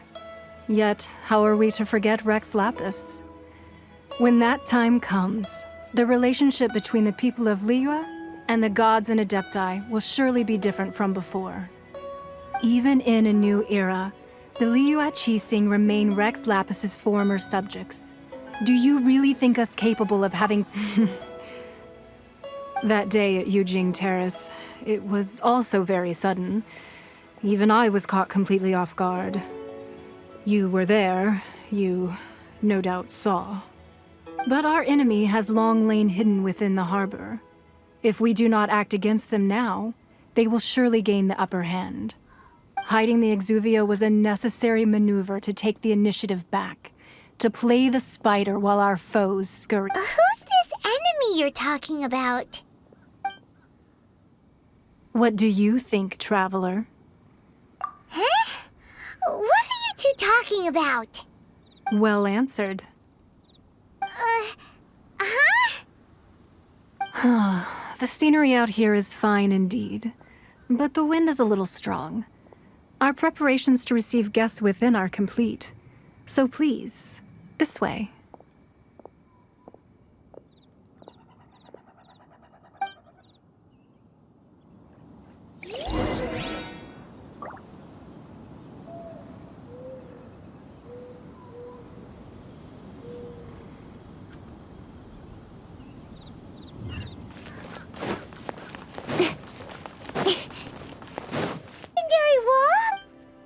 Why, you've kept your ear to the ground. That's because even the storytellers are talking about it. Everyone's after a piece of paper from that wall. It's super That's because that wall records Leo's secrets. Merchants have always been attracted to secrets. But the secrets of the mercantile world are of no interest to you, are they, traveler?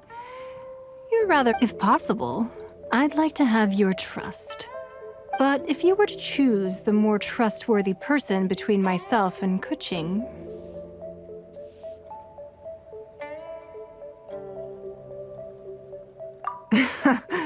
You'd pick Kuching? Nah, I had a feeling. I originally thought her a bit too hard-headed. With someone of her character on the Qixing, I've had some extra messes to clean up behind the scenes. But after she said those words, the time of the Adepti has long passed. If even the Liyue Qixing don't want to face that truth, then what future is there for Liyue?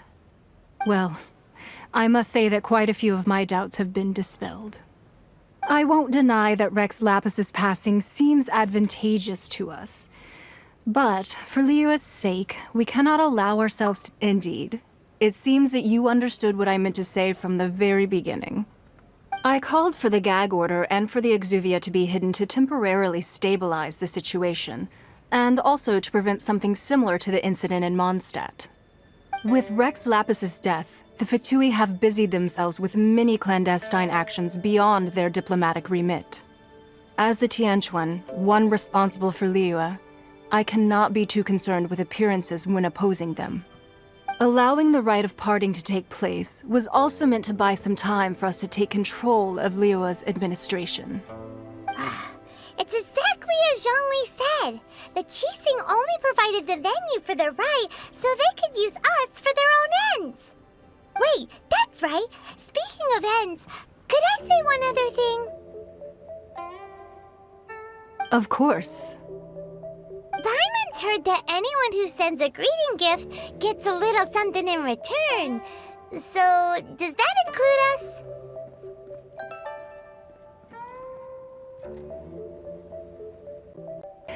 It's all right. We have made quite a bit of trouble for you recently. How about this? You can pick any one object here as you please, and you may take it with you. Yay! Paimon was just waiting for you to say that. Let's see, what should we get? One of the sheets on that wall! Just imagine how much more a whole untorn sheet would sell for. Let's grab one! The biggest one!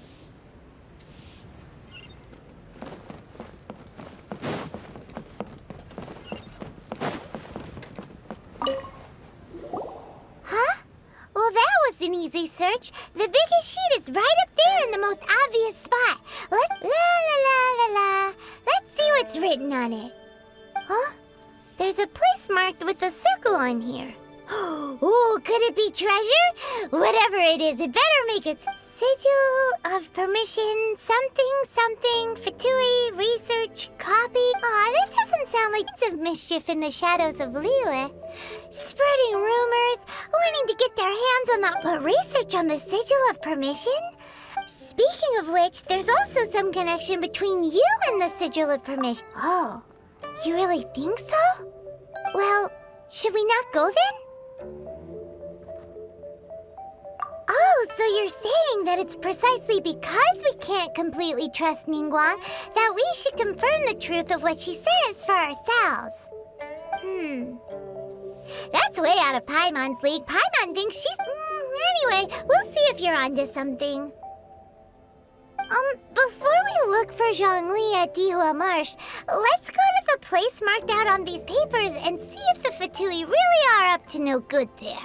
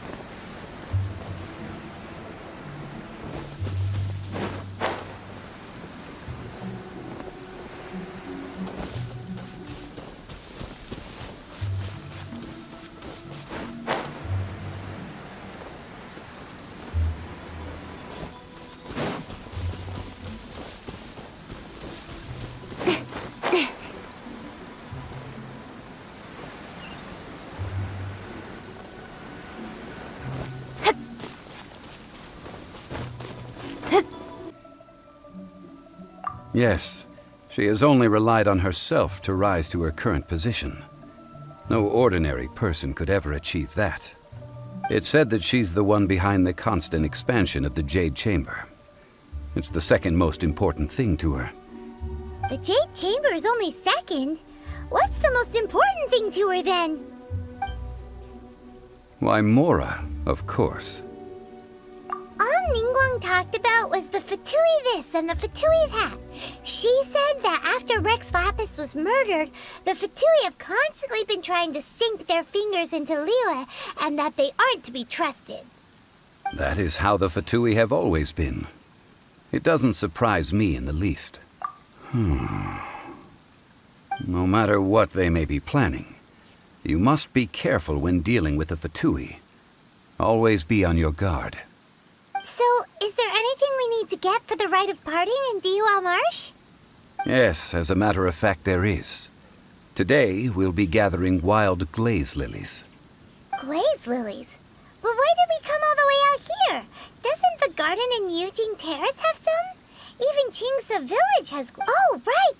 Paimon remembers that Madame Ping is always tending to flowers. Maybe we could ask her... No.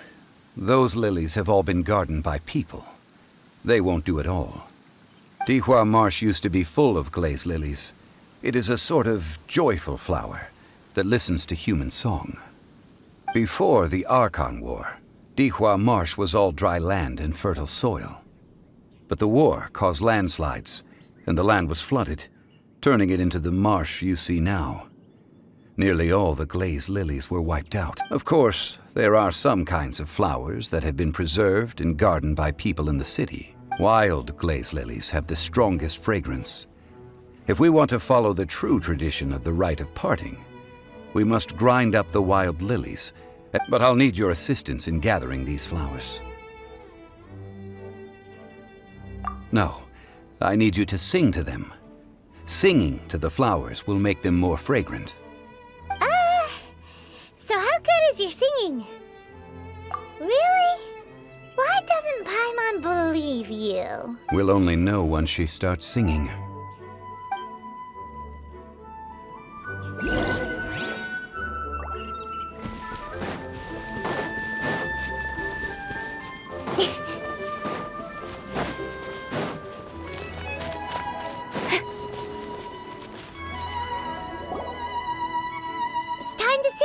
Whenever you're ready. Da da da da da da da da da da da.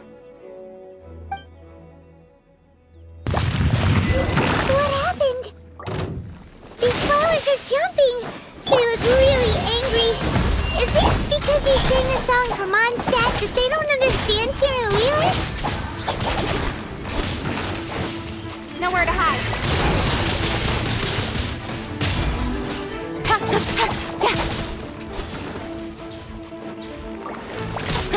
Incoming.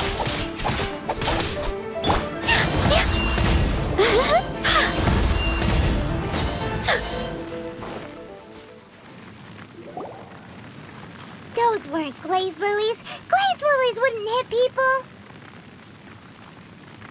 This little monster is known as a whopper flower. Strange. Nice and all, but will those petals be useful for the rite of parting? Unfortunately, no. That's so lame. Excuse me. Well, I met you at that time as an emissary of the Tianquan. But now, I am simply out. You came all the way out here to see the flowers? Why not just enjoy the gardens of the city? Yujing Terrace is where Rex Lapis parted from this world. If I strolled through those lonely gardens now, I wouldn't be able to bear it.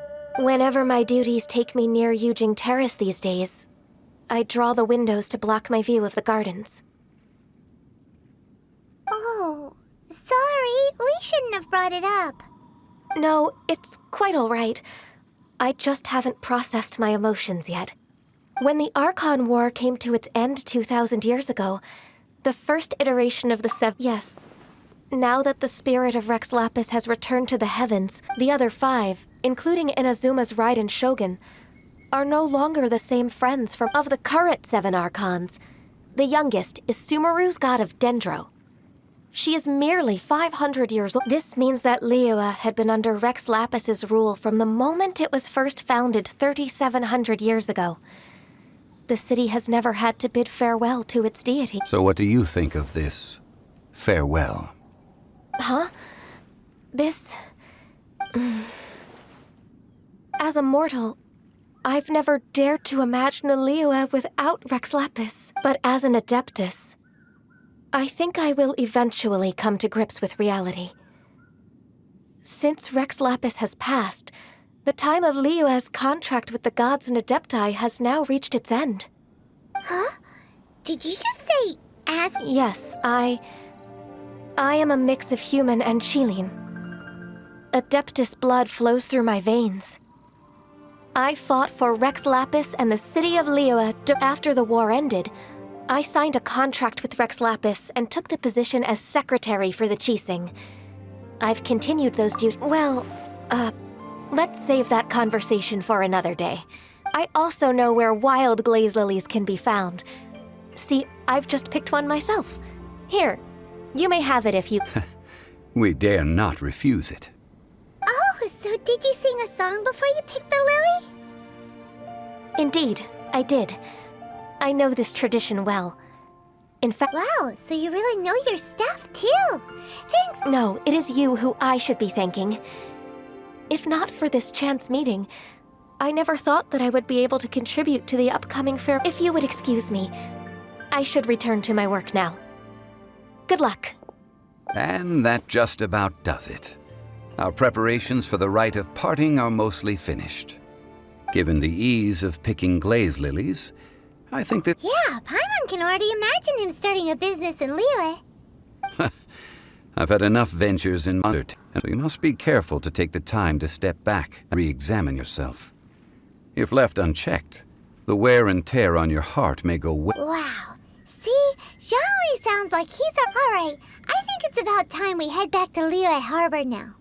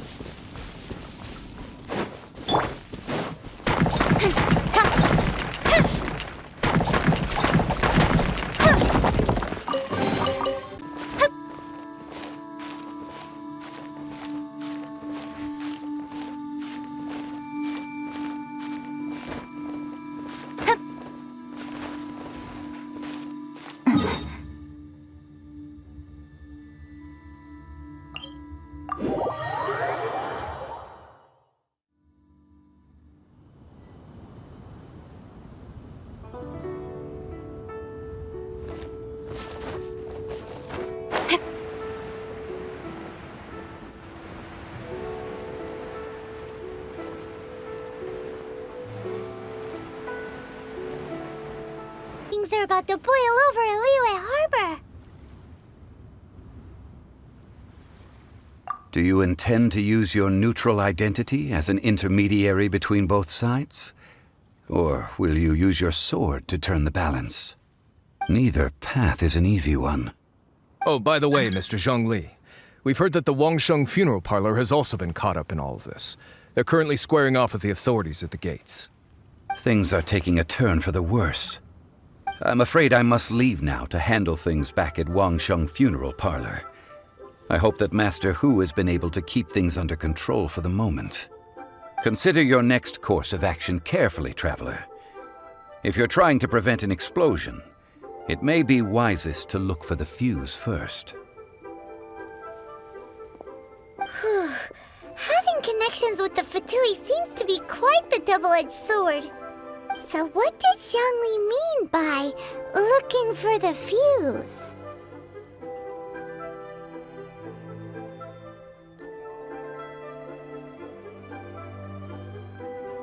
Oh, Paimon gets it! If there's anyone that wants to see the whole city turned upside down, it's definitely him. He must be waiting for the moment when no one is. But where could we find him next? Where would he go at a time like this?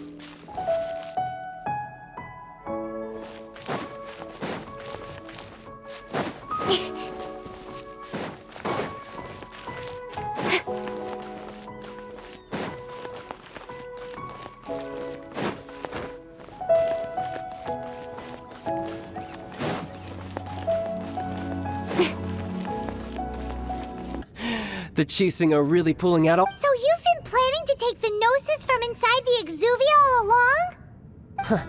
As one of the 11 Fatui Harbingers, it's my duty to see the will of the Tsaritsa fulfilled.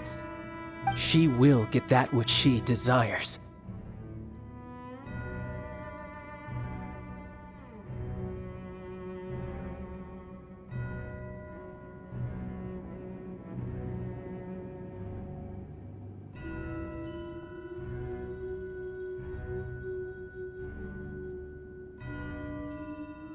Seems fit. Either way, we now come to my favorite part. A simple pleasure, and one that I am oh so delighted to be sharing with you. The battle. Battle? So you're the type that goes looking for trouble, huh? You could say that. When Signora offended the deities outside the cathedral in Mondstadt, she swiftly left the scene once her mission was accomplished. Instead of confronting you directly, she chose to rely on the snow and ice to make her escape. She wouldn't want the knights to come running towards the sound of battle now, would she? When she faces a worthy opponent, she will prioritize her mission, weigh the outcomes, and consider the consequences of her actions. But as for me, the greatest pleasure of being a Harbinger lies in crossing blades with strong opponents. We won't let what happened in Mondstadt ever happen again! Oh, so you intend to fight me? Good. I won't kill you, Traveler. I'll just play along, to feel the thrill of battle. Besides, you could never defeat me, not even in your wildest dreams. But hey, fighting talk, I love it. Now let's see you live up to it. This chance is hard to come by, so show me all you've got. So very few ever get the chance to square off with the Fatui Harbinger. So come now, amuse me, and don't you dare disappoint.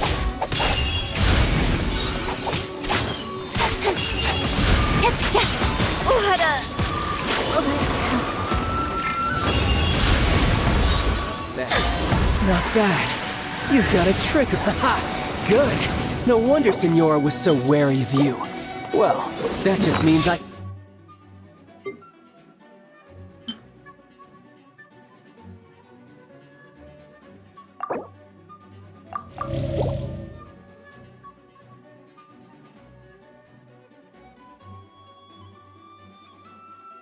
can go all out. Brace yourself. This is about to get tough. Now, show me what you can do against the might of a Harbinger.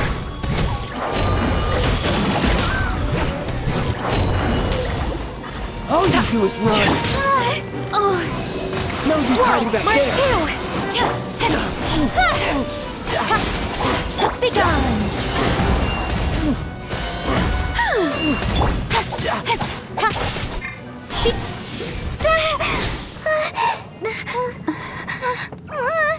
Not bad. Your swordsmanship is quite impressive. But that's about as far as you'll get. This is going to cost you!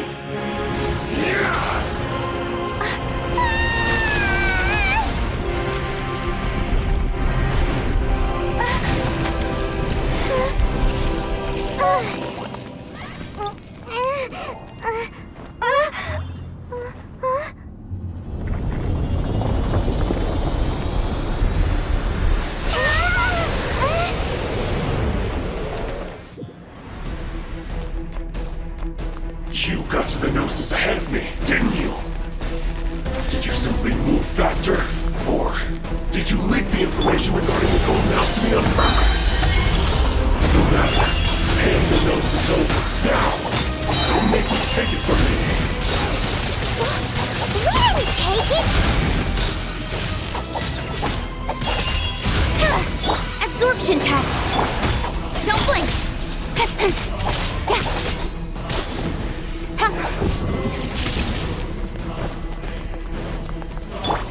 Be gone! Speed of light!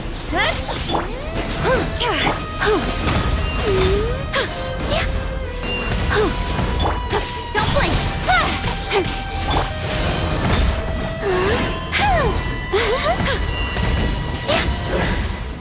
Some you win, and some you lose.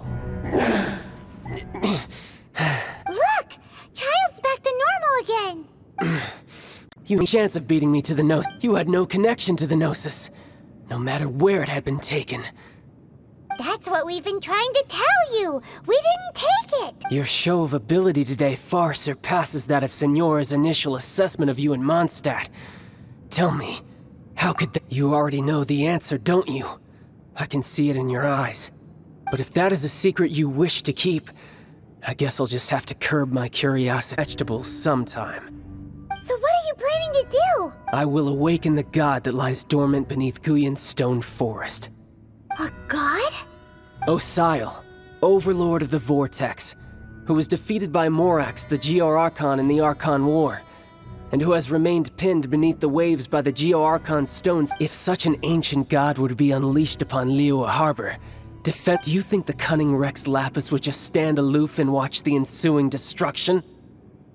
But the Archon War ended 2,000 years ago. How can an ancient god appear? Simple. I've already prepared the means to awaken it.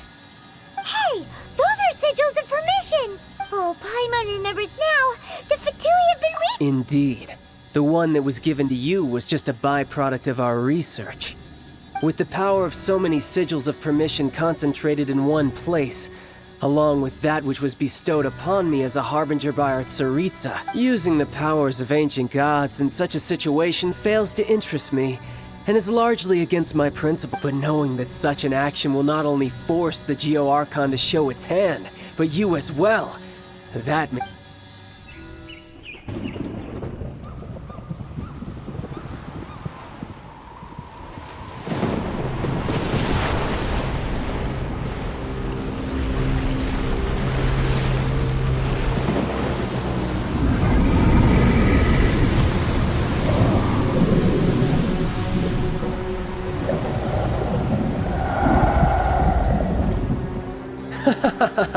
Let's see.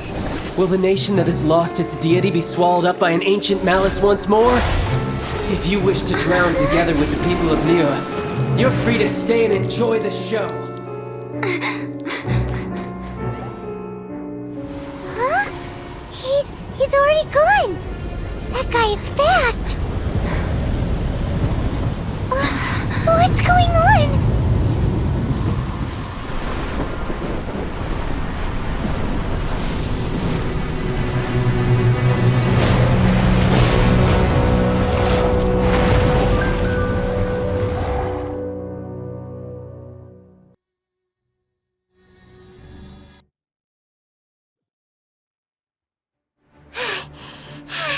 Paimon's exhausted. If we hadn't happened to see the Jade Chamber flying over just as we came out of...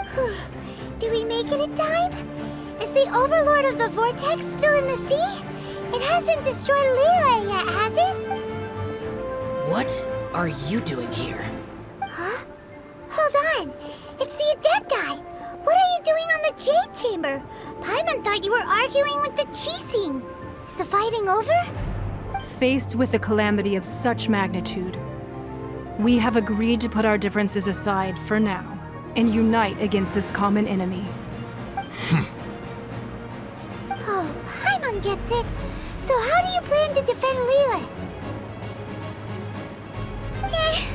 Just seeing this Overlord of the Vortex guy puts a pit in Paimon's tummy, even from all the way out here.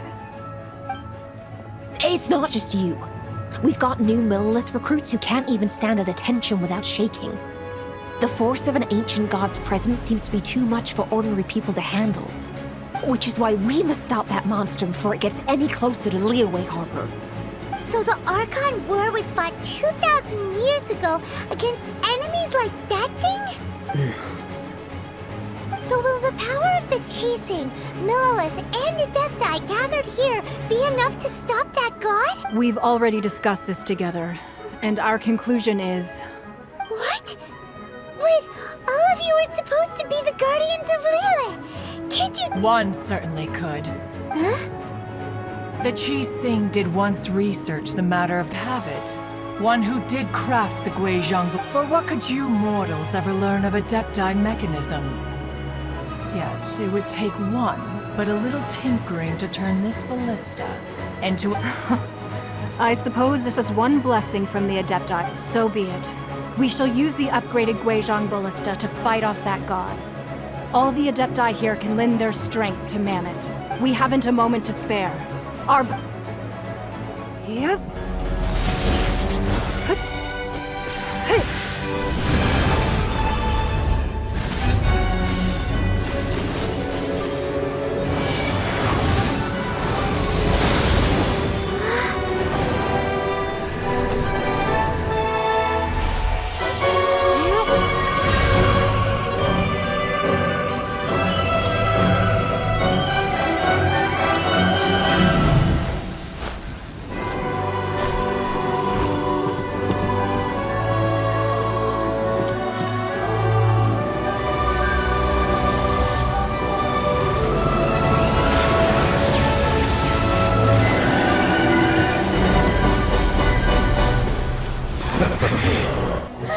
The Fatui!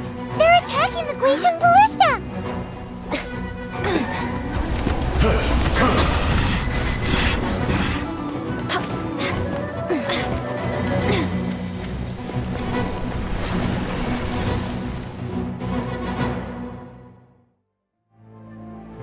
The three Adepti are manning the Guizhong ballista.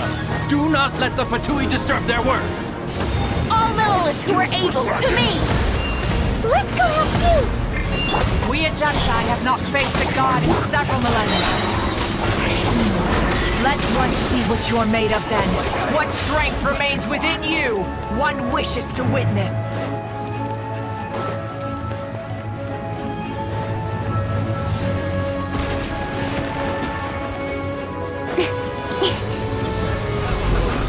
I think not.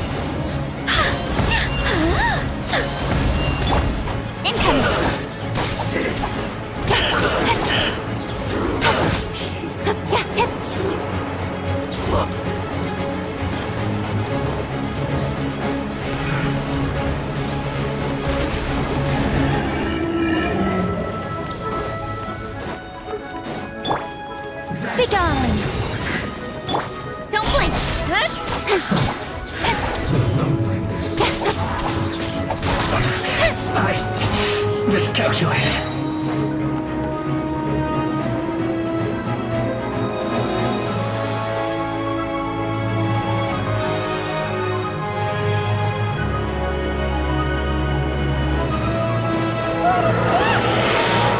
That is Osial's divine power. I am very familiar with it. Be careful not to get hit.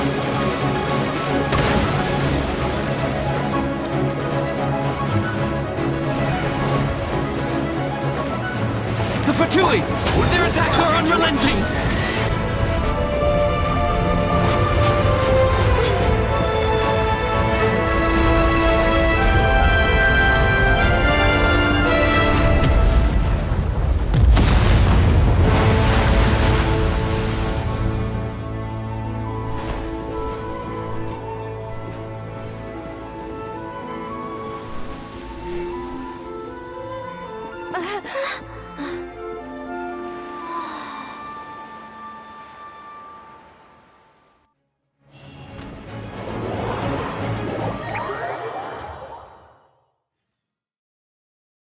Is it finally over?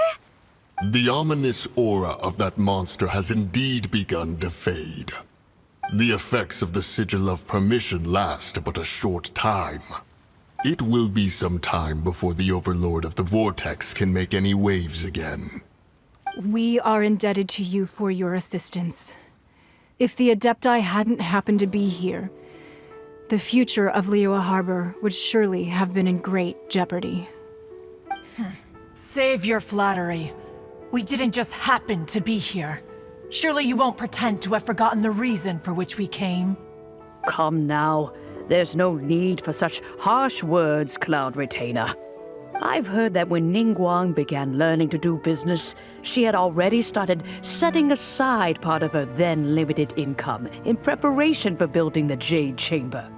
At first, it was only the size of a small room, but with continued expansion, it has become the palace that lies before you now. It is a testament to Ningguang's entire life, both as a businesswoman and as the backbone of the Liyue Qixing. Seeing the Jade Chamber destroyed in the defense of Liyue means much to her. Well, I was really hoping you would say that such Thank you all for hearing me out. We know very well why the Adept... Oh? 3,700 years. Even to this very day, Liyue... But that does not mean that the Liyue of today is the same city as it was all those years ago. Do not merely cast your protective gaze upon the land.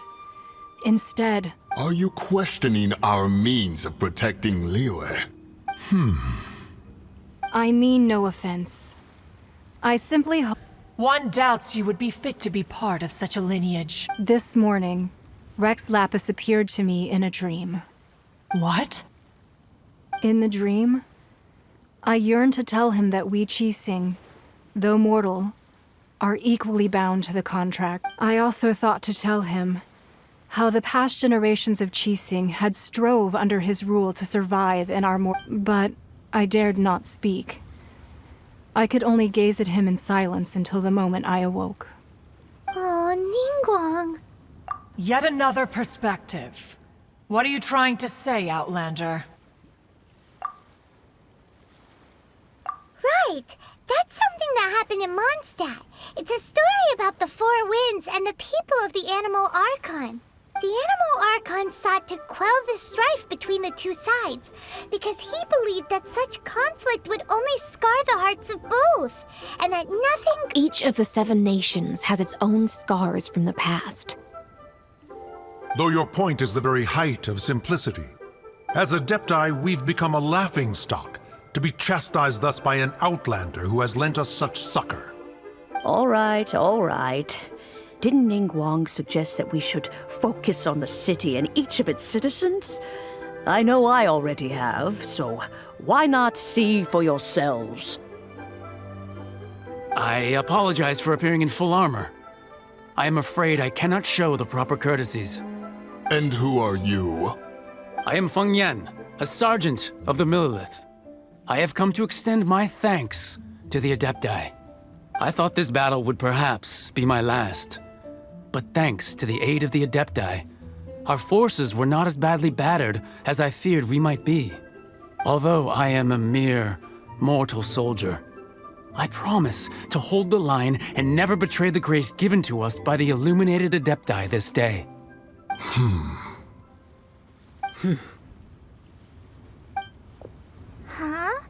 Why does everyone look so down? Didn't we just beat that big monster? Weren't you frightened, dear? It was quite the predicament. I wasn't afraid. All the strong Millelith guards were there, and those powerful heroes with their visions were there. Everyone was there.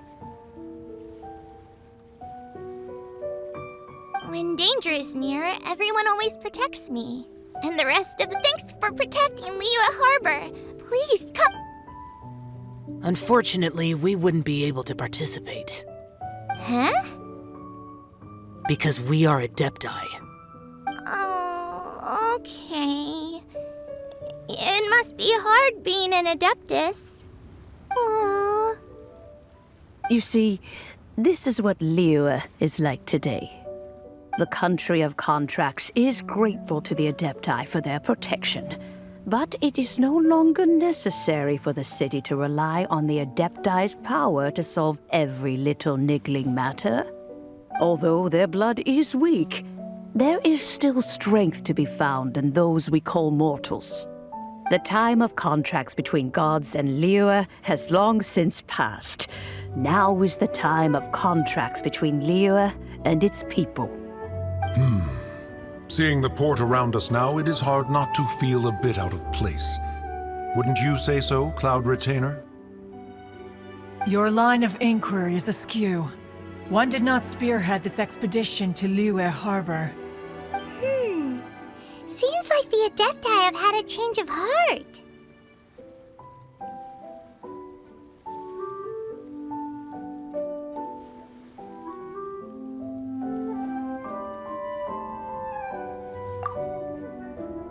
Let us return now. Eager to leave, conqueror of demons. Yes, one understands what the Conqueror of Demons means. The city of Liyue has changed much after our long separation. One fears that by the time one finally grasps the new contracts of Liyue, you humans would have once again changed the place beyond recognition. Fair enough. Away we shall, and return whence we came.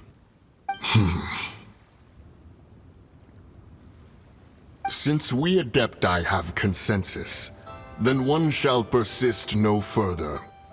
But how will we ensure that the Liyue Qixing will not simply exploit their power once we depart? In my view, that is still a thing to be guarded against. All right, Mooncarver, you needn't worry. It seems to me that this right of supervision is best left to the people of Liyue.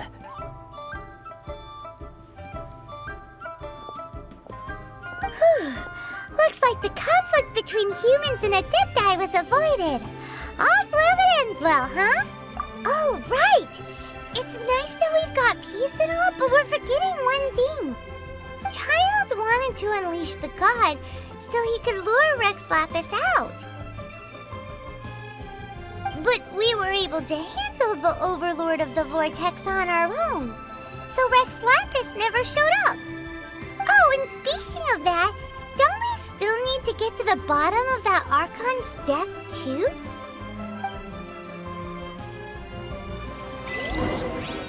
Hyman doesn't get it. But isn't the strongest lead we have the Adeptiless rite of parting that we're organizing? Nope. No idea where Zhongli's gone. Let's ask for him at Wangshen Funeral Parlor.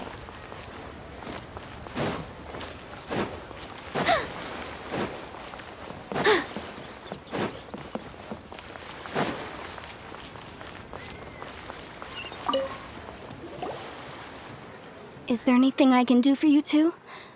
I'm afraid that Wangsheng funeral parlor isn't in the best state to receive guests. We've come to see Zhongli. Could you please— He isn't here at the moment.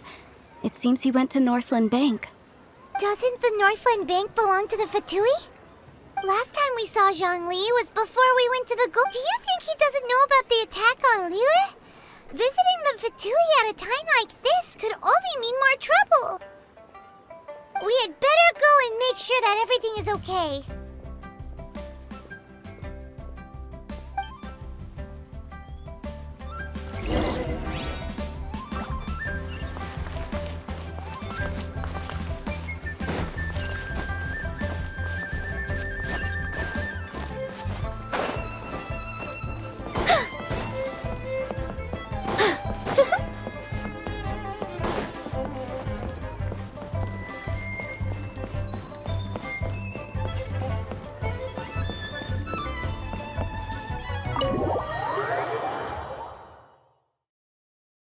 You call this cooperation between Harbingers?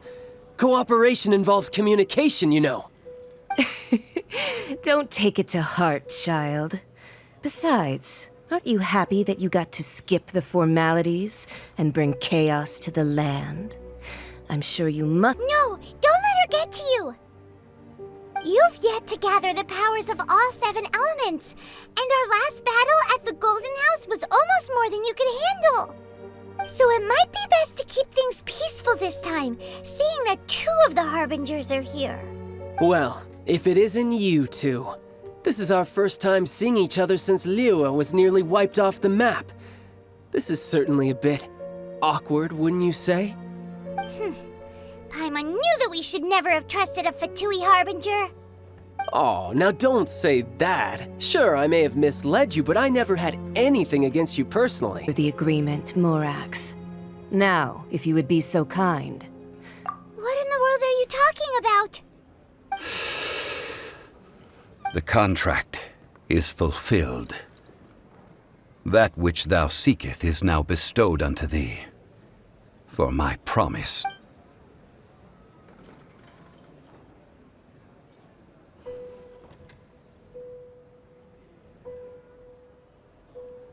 How sanctimonious. What? So you're the Lord of Chio? No, wait! That's an exciting twist and all, but why give— I do not give it for free. I give it as agreed upon in the Yeah, you don't think you went a little bit too far with that whole fake death thing? Everyone was preparing the ceremony for you, and splat! This big dragon falls out of the sky, and all of Liyue goes into an uproar. Talk about— Gathering all the forces that had been bubbling behind the scenes, and then stirring them together in a pot that was bound to boil over. That's what he— Wait, what? Perhaps it's best that I explain. As you know, I've dwelt upon this world for more than 6,000 years. It is now 3,700 years ago that I founded Liyue together with the Adepti. Even boulders that can withstand whirlpools will erode with the passing of time. I kept convincing myself that cracks had not begun to form, and that the end of my time had not yet come, until one drizzly day, as I was strolling along the harbor, I heard a merchant tell one of his workers, "You finished your duties. Go ahead and call it a day." I stood motionless among the crowds, asking myself, have I already finished my duties? Oh, Zhongli. But as I began to consider relinquishing my divine role, was Liyue, the city I had dwelt in for so long, already prepared to enter its next age? So I feigned my own death, and gathered the cast of Child, the Adepti, and the Liyue Qixing. Indeed I was.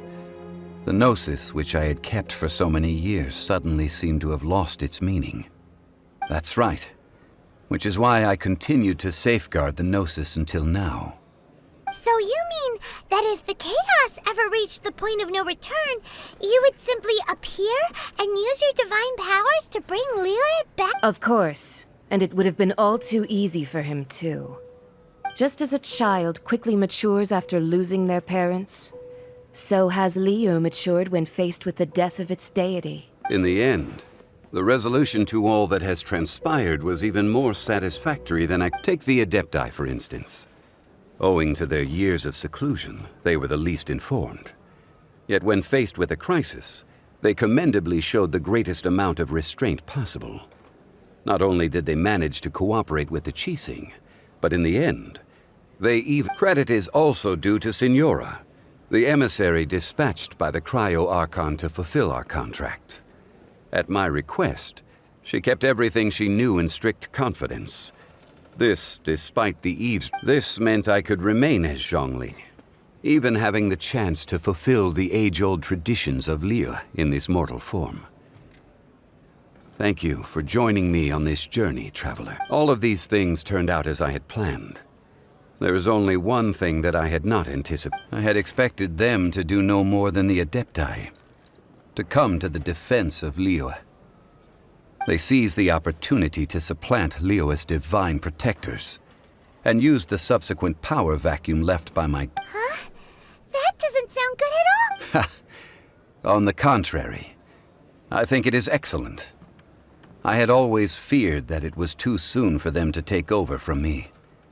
And it was also that which I longed for the most. Hey, what about me? Doesn't anyone feel the least bit of remorse for deceiving me? You've practically kept me in the dark! I think that thanks would be more appropriate. You certainly played no small part in all of this, wreaking havoc and turning the city upside down.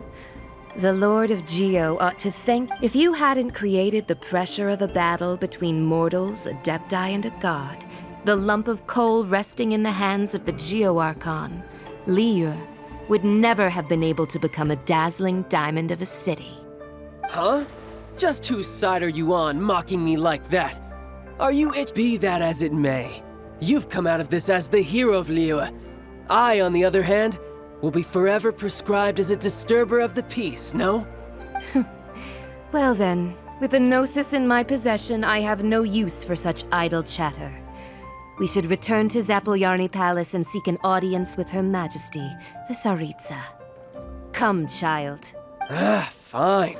I'll meet you there later. I'm not sharing a boat with the likes of you. Do as you wish.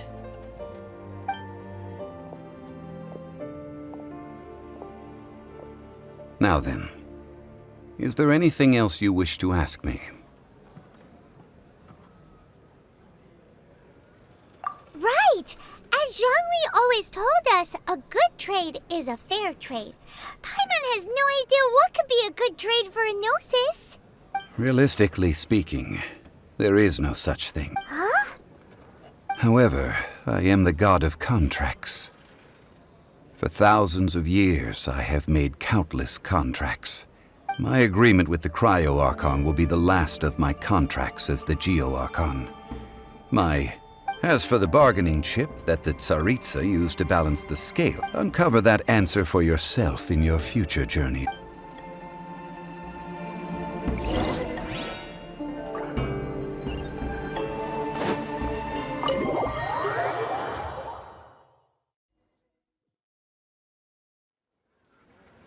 Today's the day of the rite of parting. Although the star of the show is fake, we've spent so much time trying to organize it, it would be a real shame not to go there now.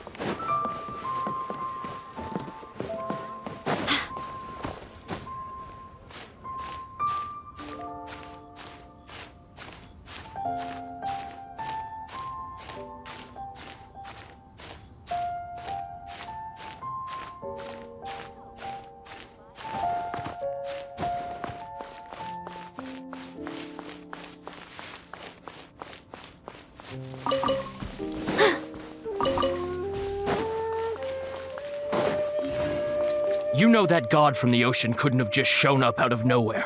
Yes, and to think that this happened right on the heels... Say, do you... Now that you mention it, I mean, it all fits together. Still, what sort of forget it. Get...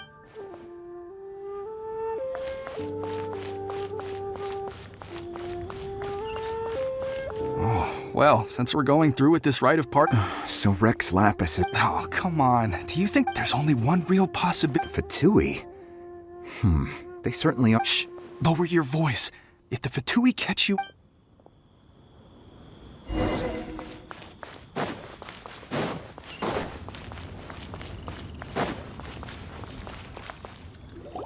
Hear ye all!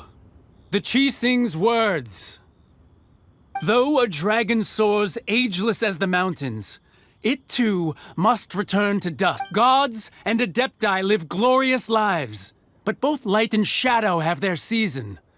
So too must they face divinely appointed trials. Rumors and hearsay abound on the streets that... Now that we have awoken from our dream, we must learn to say farewell. Will you stand with us as we re-establish our contracts? As we build a new age of prosperity? So concludes the words of Her Eminence the Tianquan. Does Her Eminence the Yuheng have anything to add?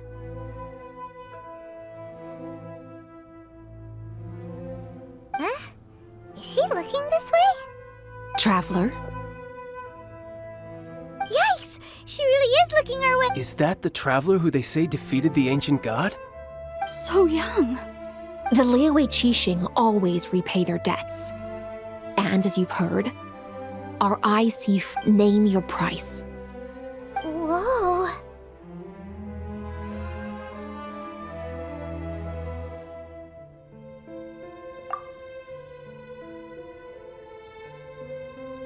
Well, could you help me put up some missing person posters?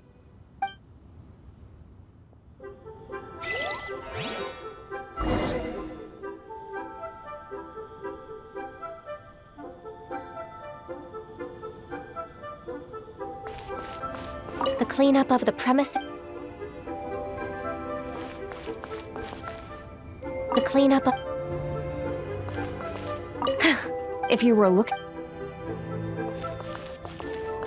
Roping you in was possibly the most masterful move we could have...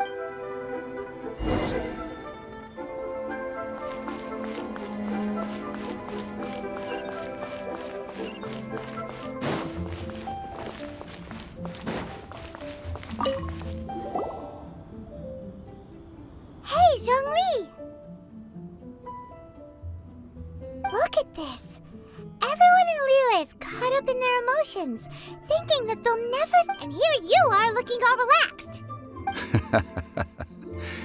Why would I not feel more at ease after laying down the burden I have borne for 3,700 years? Right. If the two of you can spare the time, I should treat you to a meal at the Xinyue kiosk. Ha! That sounds like big talk, Zhongli. Paimon might have believed you if you were treating us to some third-round knockout, but you'd have to pay out your nose just to... You're right. I do lack the Mora. But why would Morax lack Mora? As the Rex Lapis Morax, I can easily create Mora. But since I have chosen to walk this earth as the mortal Zhongli, when I was journeying with you, though I still had the Gnosis in hand, I knew that I must soon retire from my role as an Archon. So I had to go with you. That is true. But there is no journey that does not end. No. Paimon thinks that we should make a move and continue our search. I fear that continuing your journey may be difficult. The nation that neighbors Liyue by sea, yes, the nation has been the Electro-Archon Ball. And just as the people of Liyue preferred to call me Rex Lapis, she too goes by another name among locals in Inazuma. Paimon thinks we've heard that one before. Raiden? That is the case. And since Raiden is also the Shogun of Inazuma, people call her the Raiden Shogun. That said, though people at the wharf were saying that the situation in Inazuma is very tense, Paimon doesn't remember that always being the case. Zhongli, since you're Rex Lapis, shouldn't you know something about what's happening there? It's because of visions. Visions? when faced with circumstances beyond their control. But if a person shows true strength of will at a desperate and fateful moment in their life, the gods will look upon them with favor. This is what visions are. Magical foci bestowed upon those who have been acknowledged by the gods. Uh-huh. That's how people in Teyvat see it. But starting from last year, the Raiden Shogun began promulgating the Vision Hunt Decree. Vision Hunt Decree? Yes. It was an order to seize all visions within Inazuma's borders, and to inlay them upon the hands of the statue of the omnipresent god. They want to seize visions. But why? Aren't visions blessings from the gods? I should think that in the Raiden Shogun's eyes, it is precisely because they are divine blessings that they should be under the... Whoa! The Anemo Archon is the god of freedom, and the Geo Archon is the god of contracts. For her part, the Raiden Shogun is the god of eternity. It seems as though she has finally decided to eliminate any unstable elements that could pose a threat to her eternity. The fact that even I, the oldest of the seven, have now passed away, will only strengthen her resolve to pursue eternity. Knowing her, she must have again quoted that adage, 7 ideals for 7 gods. All right then. Was there anything else you wish to know? Well then, I suppose you'll have to find a way to get inside this closed nation.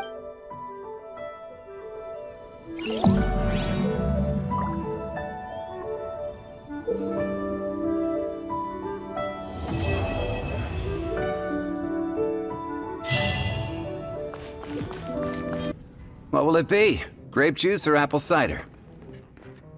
Hey, Charles! Have you seen a blonde stranger who wears an eye patch around here by any chance? That I have. He comes here every night. Just to drink, though. Doesn't order anything else.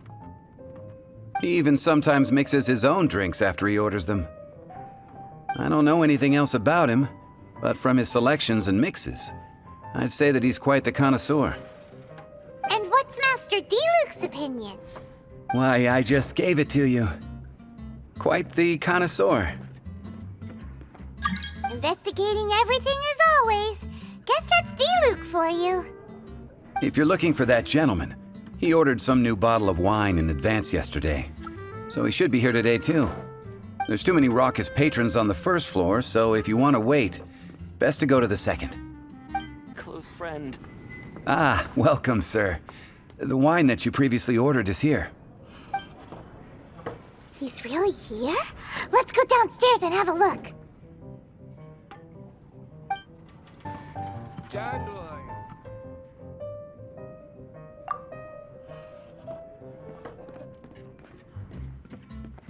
Wow, he's got no intention of paying us any mind, huh?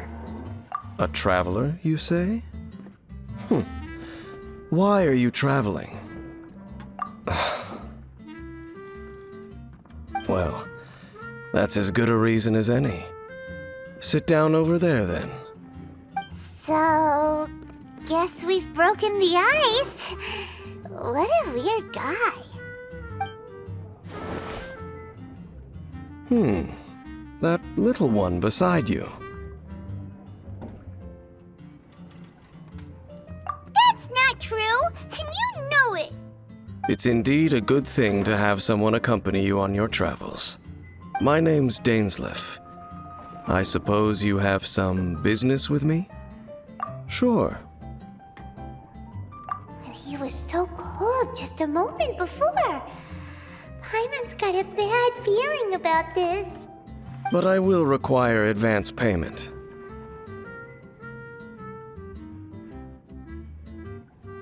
$500 mora, and 3 answered questions. The 500 is a one-time fee, and we'll settle the questions in a... That's it. Well, now Paimon's got a really bad feeling. That kind of compensation... Ah, thank you. Now as for my questions, I'd like... The answer to a question says nothing about right and wrong, only about differences in attitude. I only wish to know what your choices are. You need only... Question 1. The crisis Mondstadt faced was resolved by an alliance between yourself and that animal. I know everything that I should. Well, answer the question. Is that your answer? I see. Question number 2. Rex Lapis, who has defended Liyue Harbor for millennia on end, used his gnosis to lay down a contract to end all contracts, of which the stipulations are still. Who do you think will defend Liyue Harbor in the future, now that they've lost their deity? So that's your answer? I see. Now for my final question. This world has people who gained visions and those who did not. Which of the two do you think hold more importance in the eyes of the gods? So, this is your answer then. It seems that you're different from him. I'll take that 500 mora. And now I also understand your views on this world. As we agreed, you may now commission me. That said, I only take commissions related to the Abyss Order. Like you, I am currently on a journey. You intend to find your sibling, while I wish to oppose the Abyss. Ugh. Those creatures that serve the Abyss are the fangs and claws by which I have come to Mondstadt this time while on the trail of An Abyss Herald? an even more twisted abyssal being, one that commands the Abyss Mages. Oh, that's right! We've just been fighting against the Fatui and Liyue, who are human. We haven't encountered the non-human Abyss Order at all. There's some reason behind that, I'm afraid. It's possible that they may have been under orders to avoid your path. Oh, that does sound pretty dangerous. Maybe they're looking for a better time to ambush us or something. Uh-huh, we're That manner, it's just like his. Well then, let's go see for ourselves, shall we? According to the leads I have on hand, the Abyss Order has re-infiltrated the Temple of the Falcon. Let's meet up at the temple. Perhaps your questions about the Abyss will be answered there. This abandoned temple does bear some marks of the Abyss, the Falcon of the West. Though it can soar in the wind, it ultimately does naught but hover under the light of the gods. Oh, it's nothing. Let's head inside. Just a few Abyss mages? Seems like that the Abyss. It is chaos, and it is also destruction. That is why even the Dragon of the East, a servant of a deity, and the creatures of the Abyss desire nothing less than the... You seem to know a lot about the Abyss, Dane. Well, we do have some history. I suppose that's as far as chit-chat goes. We should head to Wolvendom. Judging by the traces I'm following, their next appearance may be within the territory of that old wolf. Perhaps we may find our Abyss Herald there. Lord of Wolvendom, great Wolf King of the North, sharp of fang and keen of claw, and yet dwelling? No, nor does it know me. I only know these things because a previous traveling companion of mine once wanted to hear its story. All right, let's go see if that Abyss Herald has stopped by here. But where do we begin? Are you standing here because of these strange bonfires, Dane? Indeed. See that? Floating above the flames? Knowing what I do of the Order's habits, they've probably... Have you finished searching? I searched around these parts and found some signs myself, but they were left behind by Abyss mages, and there was no deeper abyssal power to them. It seems that even an Abyss Herald would not wish to make trouble with the Wolf King of the North. We should leave as well. If there's anything praiseworthy about that old wolf, it's his territorial nature. But now we're out of leads. Are we going to have to get... No. There is one more place. Let's get a move on then. I'll wait for you at Storm Tower. I've heard about what happened to you during Mondstadt's crisis. When you came, this place was known as Storm Terror, but I suppose that this place is more lair than Storm Terror at this point. In fact, if my memory serves, this ruin has had largely nothing to do with that dragon for a long time. The first time I laid eyes upon the ruins of Old Mondstadt, the dragon of the East had yet to fall. Much less. Huh? But Paimon remembers that Dvalin first got in trouble. Don't think too much about it. Do you remember the light actuators that once sealed this ruin? If the Abyss Order is interested in this location, then they will not neglect those mechanisms. Let's go see what the situation is at those light actuators. Oh, so in the end, we still couldn't find that Abyss Herald. Bummer. I wouldn't call not having to gaze upon such a creature a shame. No, you're right. How good it would be if all perils wanted once upon a time, yes. You know, Dane, where are they now? He no longer travel. I'm afraid that traveling can... Oh, is that how it is? I still have some things left on... Yep, and it's good to... Hey, once you... Mondstadt's Fisher... Either way, we should settle down in a place with... Home. Well, it won't be too late to think about where you stay once your journey reaches its end. While you're still traveling, you should...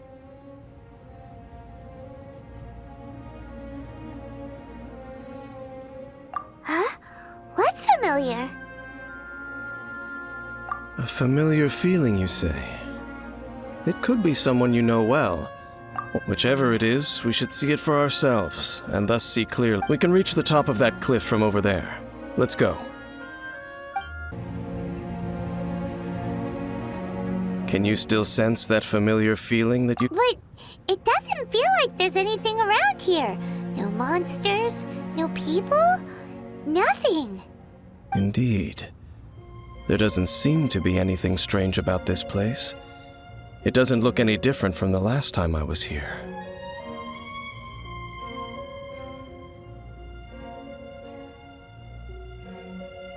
My traveling companion brought me here on our previous journey.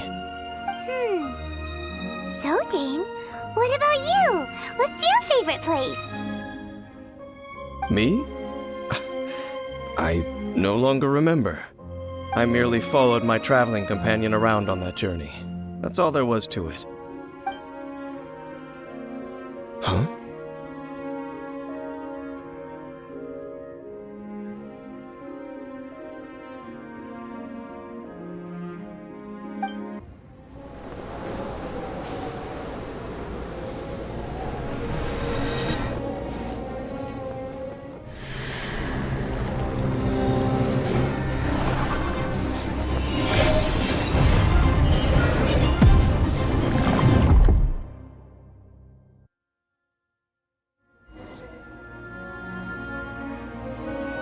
What's gotten into you?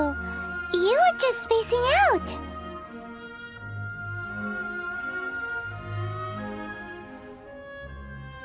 Huh? You mean your brother? But how could that be? You only touched that dandelion for a second. Perhaps that dandelion bears some sort of scent that only you recognize. As for why, has it perhaps experienced something related to you? You're saying some real confusing stuff. Do not rush. Vexation and anxiety are the enemy of rational thought. Your journey has only just begun, has it not? At least you now know that he is still on this world. At this time, the most important... Yes, and this is something you must keep in mind as the meaning behind your journey. May you find your kin at the end of that journey. Well then, let us part ways here for now. Huh? You're leaving? Already? Only for now. Don't worry, we will meet again. After all, I did take 500 Mora and those 3 answers you gave me. Oh, yes, yes.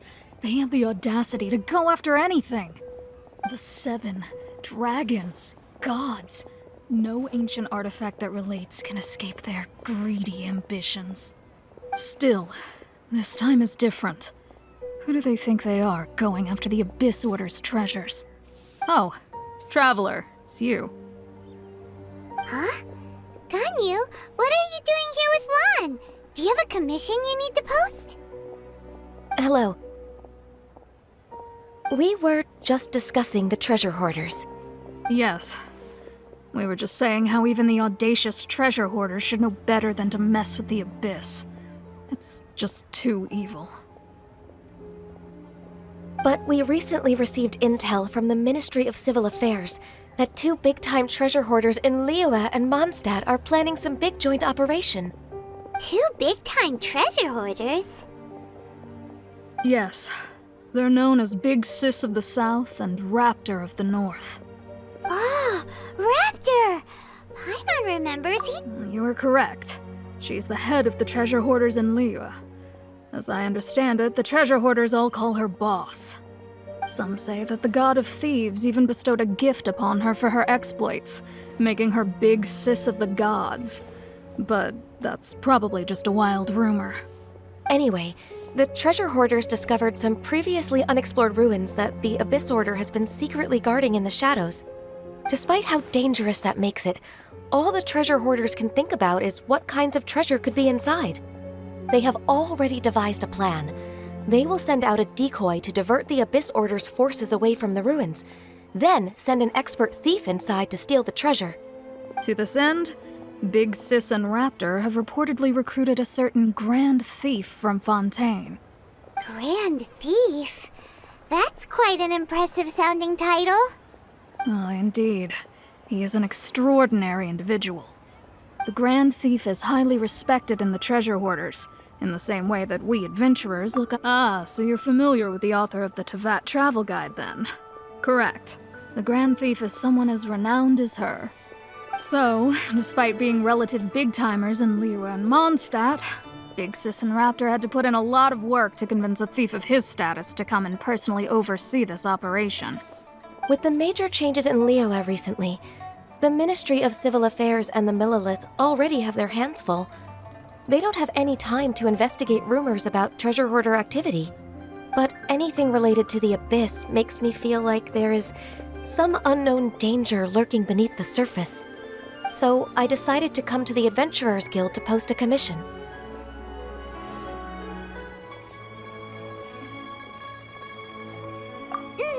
Leave this commission to us!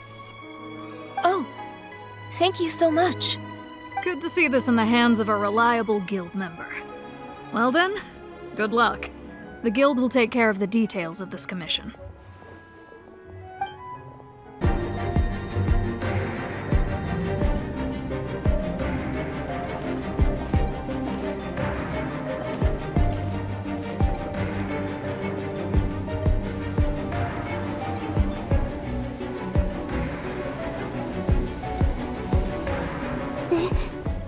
Could it be the Grand Thief? Why is he in that position? That's... Why is the statue of the 7 and the statue's hands? Paimon remembers they're normally holding an orb, right? But this statue is holding... Paimon... And the Grand Thief hasn't moved an inch. Hello? Paimon doesn't feel so good. Let's get out of here. You cannot spy on the... You have come here. You have seen our secrets as a herald. An Abyss Herald? Dainslith. Oh, I thought you were just a couple of pests that stumbled in. Did he send you here to die? His resistance against the Abyss has... The Abyss is unstoppable.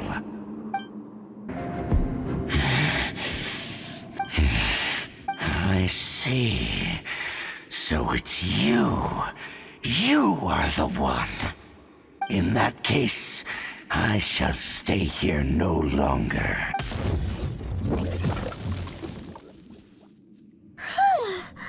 What a tough battle! Are you such a strong enemy? Who knew the Abyss Order had monsters this powerful among them? Huh? What is it? What are you thinking about? Oh, right, yeah! We're near the exit now. Let's get out of this scary place before something even more dangerous shows up.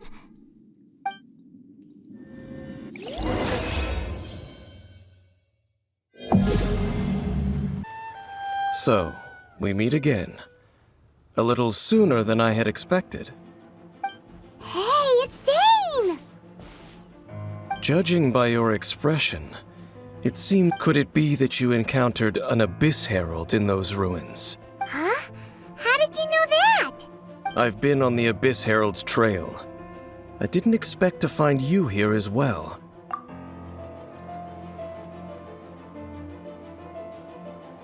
An inverted statue of the Seven, holding abyssal power in its hands. No, I have never seen such a thing during my time fighting the Abyss. Tell me the rest of what happened in there. So you escaped the ruin depths filled with abyssal power, and then? And then, as we got close to the exit, an Abyss Herald suddenly appeared and blocked our way! We fought a big battle with that thing. Maybe it hasn't gotten too far yet. Yes, this is a rare opportunity indeed. Come, let's catch up to it. Let's go! A rare opportunity? With Dane helping out, maybe we'll be able to solve more mysteries about the Abyss. Those Abyss mages just now, were they trying to ambush us? No. They were just digging through these abandoned ruin guards looking for something of value. Oh, is that so? The Traveler here seems to like doing that a lot too. Looking for chaos devices, chaos circuits, you know, that kind of... They wouldn't be searching for such ordinary objects. In fact, I was nearby investigating precisely because Abyss mages often come out from that ruin. They seem to be searching the remains of ruin guards for a certain valuable object to take back to the ruins. However, they look disappointed, so it would seem they haven't found it yet. Well then, why didn't you grab one of them just now and ask what they were up to? I certainly don't mean to be merciful towards these monsters of the Abyss. But I have a feeling that their plan with this object is of major importance to the entire Abyss Order. One cannot discover the truth behind it through interrogation. Or rather, these Abyss mages likely fear something else. Paimon is getting goosebumps thinking about all this. All right, we shouldn't waste too much time here. Let's continue our search. So that's the complete story, huh? Paimon thought that you ran into... I see. So your first memory after coming to this world was being awoken by your brother from within that meteorite. It seems your brother woke up first. But the question is, how... And then your brother told you that the destruction of Khaenri'ah plunged the whole world into chaos, and that you two should leave this world called Teyvat? The destruction of Khaenri'ah? He said that?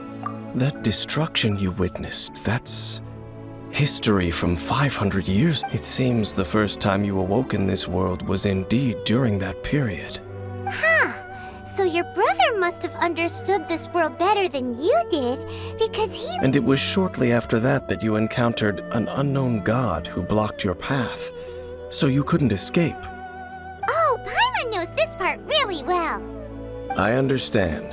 When you awoke at that time and hurriedly tried to leave for another world, you didn't know anything but now, since you have come to gain some understanding of Teyvat, you are able to guess that the war you witnessed all those years ago... Ah, if that's the case, you must have been flipping through all sorts of books before going to Mondstadt. You had just looked at some vague materials. Later, we managed to gather a whole bunch of old books from all around Mondstadt. And so, the whole time you were just trying to learn more about Khaenri'ah? Oh yeah, you can travel around the 7 nations to find the 7. But where can you go? I probably know more about Khaenri'ah than both of you. Khaenri'ah was a nation without a god. Not because it had a god that died. It was a powerful nation, built purely by humans. A nation with... Later events unfolded just as you remember. It was all destroyed. You mean that... 500 years ago, the gods descended upon the world and brought desolation to Khaenri'ah. The pride of humankind was uprooted and crushed, like a weed removed from the garden of the gods. How could that be? The history books don't say anything about that. Yes, well, continuing to discuss the past, let's keep moving. I will tell you more of... Over there! Dane was just... So... No. Ruin Guard is the name modern people have given these machines. These Ruin Guards were known as field tillers. Field tillers? What a strange name. It's not like you think. Field tiller was just a code name. The people of Khaenri'ah like to give... The land is not to be tilled with farming tools, but rather is to be fought for with steel and blood. Fought for with steel and blood? Well, that's an interesting way of understanding tilling. Paimon doesn't think it's a... After the destruction of Khaenri'ah, these masterless field tillers went completely out of control. They wandered aimlessly over the centuries, gradually spreading to every corner of Teyvat. Perhaps resonating with the sorrow of other civilizations lost to time, they found... That sounds so sad. Once you understand more, those details won't mean much to you. But no matter their past, all that remains of them now is the danger they pose. So destroy them all. Huh? This abyss maze dropped a talisman. This talisman seems connected to the Abyss Herald. But why would an Abyss Mage be? Perhaps it really does contain information about their operation. But Paimon can't read the writing on it. Engulf the faith of the enemy in flame, and bring glory to His Highness. What? Is it? Loom of Fate, initial the Abyss, seem to be carrying out a large operation.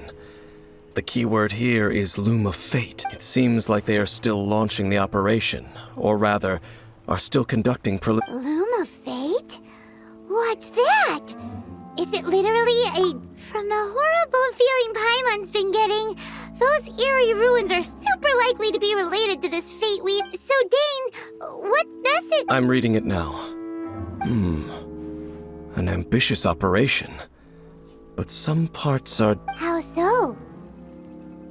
In short, the first phase of the plan is related to The Overlord of the Vortex? You mean that god in the ocean? What do they want with Osile? I know of your past heroics regarding Dvalin, though you may not have been aware of it at the time. You were thwarting an Abyss Order Last time it was Venti's old friend. This time it's a huge ancient god. The Abyss Order keeps setting their sights higher and higher. Will the Abyss Order use their lies and dark magic to corrupt Osile, just as they did to... No. From the contents of the talisman, this operation they won't just corrupt Osile's mind. They also plan to use the ancient technology behind the field tillers. Is that even possible? So wait, the Abyss Order wants to make some sort of cybernetic squid god of mass destruction? Very few people today truly understand the civilization of Khaenri'ah. Though of course, the accuracy of that understanding itself is... Only the Abyss Order has consistently sought out the remnants of Khaenri'ah. Despite being far from human, they seek out this lost human civilization quite persistently. The talisman's message states that they will use the defiled statue as a base, attaching Osile's limbs to construct a mechanism and the new core that shall replace the orb usually held by the Statue of the Seven. The eye of the very first field tiller? Oh, Paimon! It would seem so. This whole thing keeps getting more complicated. But basically, it all has to do with that... Yes. According to the talisman, the eye should be placed in the hands of the defiled statue. thereby imbuing the newly born god with the power to... Oh boy, the Abyss Order sure isn't Since no one knows where the first field tiller is, how about, that tone-deaf bard is too difficult to track down anyway. The cathedral. Huh? Nothing. Statue.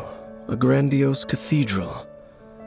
The people of Mondstadt clearly spent a great deal of resources and energy to construct them. But how aware of this was the Animo Archon on receiving this gift? And how much did he give back in return? Faith doesn't ask for anything in return, though, does it? As long as the gods have a clear conscience about it all, there's nothing I can say about it. Shh! We're about to enter the cathedral! Don't say anything bad about the Animo Archon! And actually, the Animo Archon is... never mind! I never specifically said I would enter the cathedral. I'll leave you two to mingle with the... Huh? You are the honorary knight of Mondstadt. They will surely allow you to poke into these affairs with their utmost trust. Having me tag along would only make them suspicious. Correct. And just as our little friend said, I might say something bad about the church at any time. When a non-believer steps onto holy ground, the result is never pretty. I have never received the favor of the gods in the past. I don't see any reason I would need it now, or in the future either. That's enough about that. While we've been chit-chatting, the Abyss Order continues to... Okay, then we'll just go in ourselves and ask... I should warn you about one thing. Don't go mentioning the defiled statue inside the Church of Favonius wouldn't ignore the matter of the statue. But if they rashly tried anything against the Abyss Order, it would only ruin whatever Also, meddling in the affairs of the Abyss usually doesn't end well for anyone. Honorary Knight! Hi, how have you been? Do you need anything today? But I should first make it clear that if you need to borrow the Holy Lyre to Hermel again, we cannot oblige. It seems she hasn't realized it's just an illusion. Oh, we're here to ask some questions about something. Barbara, have you heard about the first field tiller? What's that? Field tiller. What does it do? Of course you wouldn't know anything about that. Okay, next question. Has the church ever lost a statue of the Seven? Huh? You're here to ask about that old story? Well, I didn't expect that.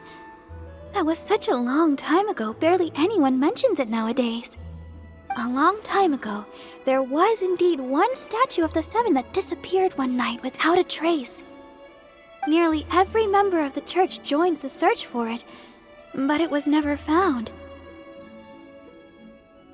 In the church's records, as you might assume, this incident has been called the Lost Statue of the Seven. Of course! Of course?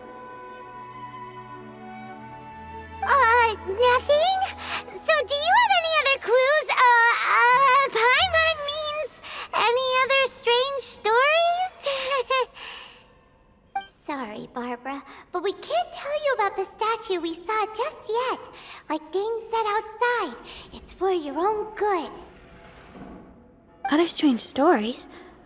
I'm not sure. Let me think about what other unusual incidents are in the church's records. Oh, the Tyrant's Final Fury? No, that's from another time. Probably unrelated. The Tyrant's Final Fury? Oh, this refers to a time of great danger that engulfed Old Mondstadt, the place now known as Storm Terror's lair. Many, many years ago, there was a time when balls of fire would rain from the sky whenever anyone approached Old Mondstadt. Balls of fire raining from the sky? How terrifying! People at that time believed it was a curse laid down by the god of storms, so they referred to it as the Tyrant's Final Fury. This strange phenomenon continued for about a year. No one was ever able to solve it, It just gradually ceased on its own. Right. Later, the theory of the tyrant's final fury became less probable in the eyes of the Church. Common reasoning dictates that the god of storms wouldn't shoot fireballs. Perhaps it was something else that caused the disaster. Anyway, this incident might not be related to the lost statue of the Seven, but I just can't think of any other strange incidents that might be. It's okay. Thanks, Annie. There's that pointless word, thank you, again. Oh, Rosaria, it's you. If you're looking for the Knights of Favonius, they're busy with those monsters again. Those monsters? Those monsters that tried to attack Mondstadt last time during the Storm Terror incident? Wasn't that the Abyss Order? They're at it again? Indeed. They're gathering in Wolvendom, causing great unrest among the wolves. Could it be that the Abyss Order is targeting the spirit of Lupus Boreas? As for what purpose, I can't say for certain. Master Jean has already headed off to Wolvendom. I must also begin to make a move myself. Then I will go as well. Master Jean said you should stay at the church and continue your work with the clergy. But you're also a member of the clergy. Right. We'll go give Master... Oh, okay. But please, everyone, be careful. May the Animal Archon protect you all. Has the Abyss Order already launched a new operation? This could very well have something to do with the defiled statue. We should go as well. But what is the Abyss Order going to Wolvendom for anyway? Are they looking to do the same as they did with Dvalin? No, that's not likely. Unlike Osile, who was just suppressed, Andreas died long ago. Today, it is just his spirit that stands guard over Wolvendom. The Abyss Herald may just be targeting the spirit of Andreas in an attempt to garner some Whew. There sure are a lot The closer we get to the target, the more enemies there are. Fits the Abyss Order's style. Yeah, let's go! I'm not going. Huh? Why not? Is it because you're afraid It has nothing to do with wolves. I cannot possibly agree with his actions. I don't desire any interaction with him. Besides, you're the one people like. I'm less like. There's nothing special about gods anyway. It's just my opinion, but a word of advice. Always be on your guard when around gods. You shouldn't place too much trust in them. But at the same time, don't go too far, even if the god in question is your sworn enemy. Don't trust them and don't hunt them. That's some Lest I repeat the failings of my forebears, I will tell you one final fact. Huh? What fact? The destruction of the nation of Canria by the gods is the reason the Abyss Order now seeks to destroy the nations watched over by the Seven. Well, enough chit-chat. We should get back to business. I will go take care of the remaining Abyss... Up, there he goes. What a strange man. Yeah, that's true. You also keep your guard up against unfamiliar gods. At the Rite of Dissension in Liyue, you're not the easiest situation. Honorary Knight, Paimon, what are you two doing here? Oh, Master Jean! So glad we found you. Rosaria told us that you came here to fight the Abyss Order, so we came to help. Then your help is greatly appreciated. The Abyss Order's sudden offensive is very strange. They have surrounded Wolvendom. I am preparing to send out some knights to fight back. I just scouted out all of Wolvendom, but I did not see you. Rosaria told me that the Abyss Order is going after Boreas. But the Abyss Order and Boreas... what is the connection between them? They just like to cause trouble. Do they really need a reason? The Abyss Order already went after Dvalin. That is true. Regardless, whether the reason behind the present threat is clear or not, I will handle the situation. Honorary Knight, please go and check if Lupus Boreas is in any danger. This god's spirit. He does not often see people, but I hear that you have met him before. Maybe it is best that you are also the one to meet him this time.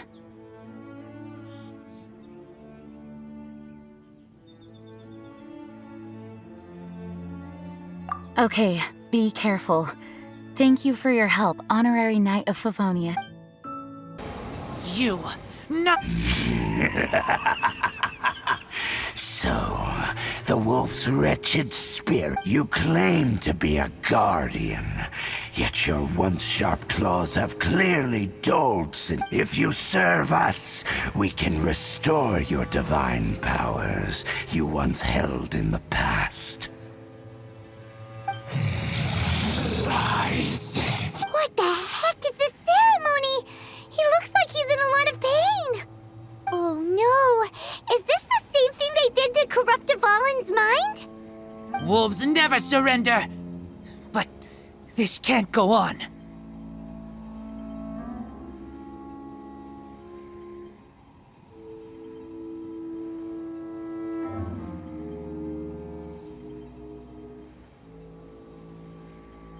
No matter how many times you resist us, your efforts are all in vain. The ceremony was... How does an old spirit have such determined will? No matter. This is but a small unforeseen variable. Our grand scheme will not be affected.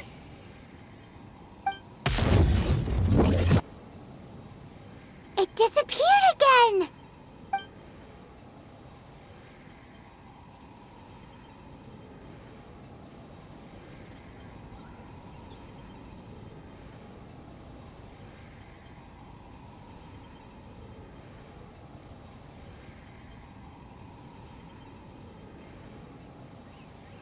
Thank you.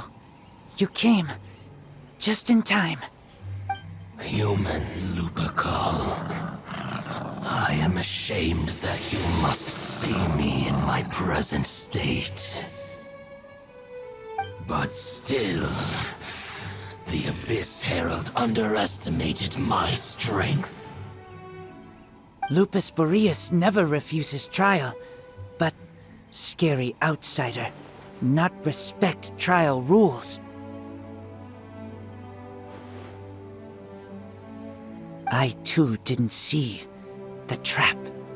Wait, so you mean the Abyss Order had everything prepared to corrupt Lupus Boreas? Thank you. In the future, my claws must get sharper. You smelled danger and came here? No, we heard about the danger. Paimon's nose doesn't even know what danger smells like. Besides coming to help, we actually have something to ask you about, too. Excuse us, Mr. Wolf God. Do you know anything about the first field? I pay no heed to the contraptions of humans. I know not what this field tiller is. Though there was indeed one human-made machine that... It entered into my proving ground by accident, and I mistook it. But it could not think, only fight. I eventually damaged it greatly with one of my attacks. Before it fell to the ground, it... By the sounds of it, it's possible that could have been the very first field tiller. Yes. It could spin, leap high into the air, and even shoot fireballs. Although no match for a god, it... Fireballs? Hey, didn't we hear this somewhere else recently? Anyway, this pretty much proves that the first field tiller kingdom up. It sounds like the first one was way stronger than the mass-produced ruin guards that... But in this story, it was damaged at the proving ground while fighting the Wolf of the North. Don't know, but... Yes, you were a big help. Thanks. investigating something super important. The Abyss. Yes, I smell more danger. You too. Also, be careful. Dang, there you are! Did you see Master Jean? I saw her, but purposely avoided her. As both the Lion Fang Knight and acting Grand Master, she naturally would have. If I'm not careful, one day I may find myself becoming the object of one of her investigations. But back to the matter at hand.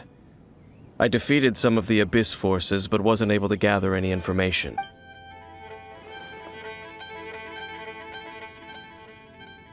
I see. Well then, we can more or less figure out where the first field till. Huh? Really? Just from the Lupus Boreas story? That information combined with a more comprehensive analysis. For example, the old story you told me you heard in the cathedral. Exactly. The strange story told to you by that young sister, long mistaken to be. Ah, Paimon gets it! So the Tyrant's final fury was really just missiles fought after it was damaged in the fight with the Wolf of the North? It must have been whenever anyone got close. Pew, pew, boom! It would fire a ton of missiles at them. Until one day, back then, the people of Mondstadt hadn't seen many ruin guards before. So they came to interpret it as the It looks like we need to make a trip to Storm Terror's lair and comb the entire area. What do you mean?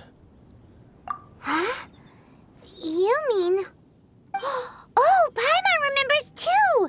We saw that abandoned... This is it, right? Okay then, use your elementals... Ooh, so what did you... Huh? Nothing? What's going on? Are you sure? This requires another method. Using elemental sight on a field tiller is of no use because it is not powered by the elements. Let me give it a try.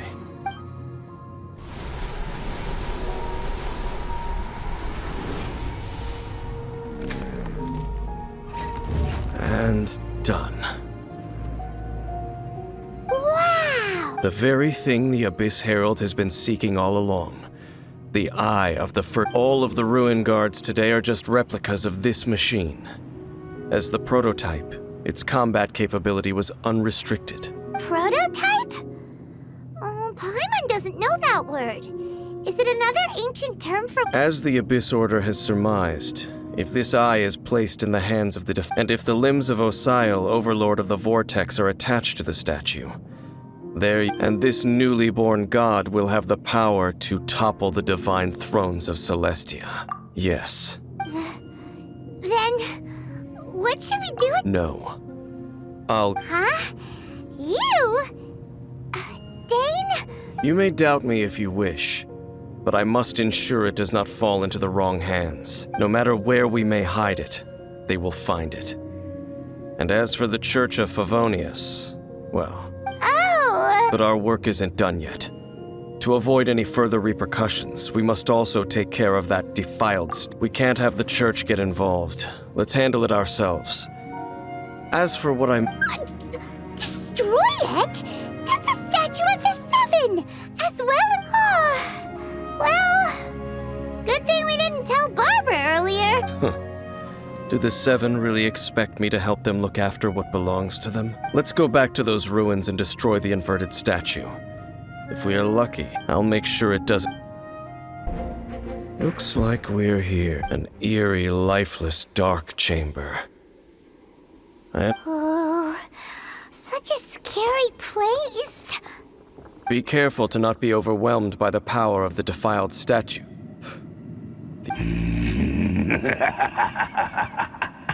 You are just as vexatious as ever, Dainsleif.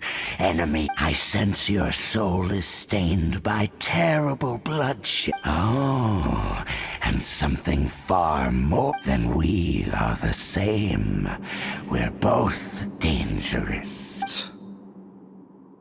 It is your words that forever reek of corruption. time to silence you!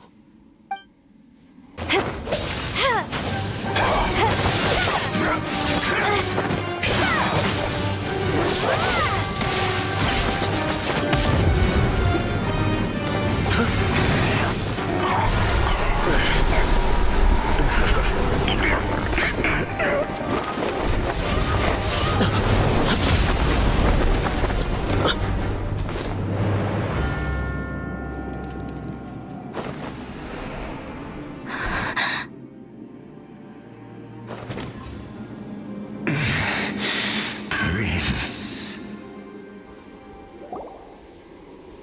Hey! Could that be? Lumine.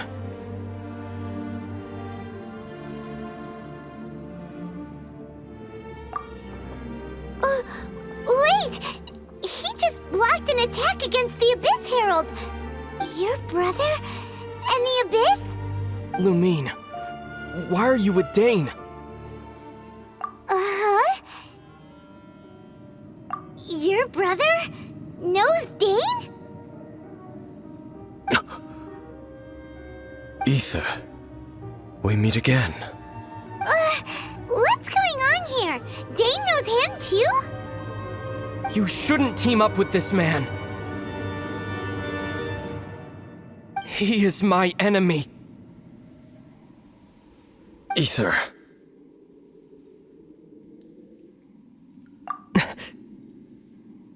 But it must be said.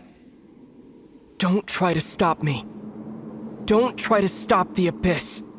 That man Dainsleif was the Twilight Sword, one of the royal guards of the final dynasty of Conria.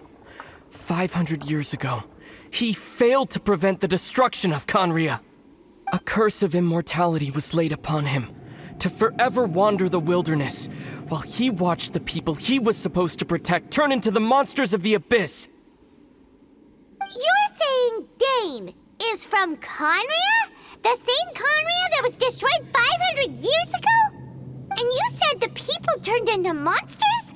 You're trying to tell Paimon that the Abyss Order is not only related to Conria, but is actually the people of Conria themselves? And the whole thing about Dane being your enemy... Home. Yes, of course. Home is wherever we are together. But I cannot go with you to the next world to find a new home. At least, not yet. Until the Abyss has engulfed the thrones, my war with destiny will see no end. Listen to me, Lumine. I have already traveled through this world once. Once you reach the end of your journey as I did, you will see for yourself the true nature of this world.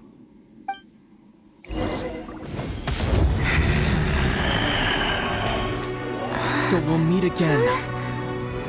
Though we need not rush, sister. I have more than enough time to wait for you.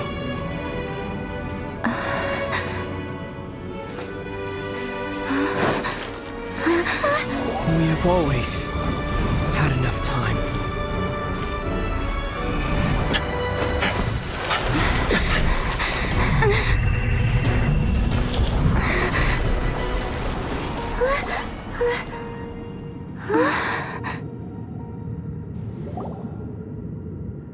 They left. Oh, don't be too sad. We'll find them again. Look on the bright side. At least we got some really useful information. Really? At least now, as well as the Seven, Dane is also a key part of finding your sibling too, right?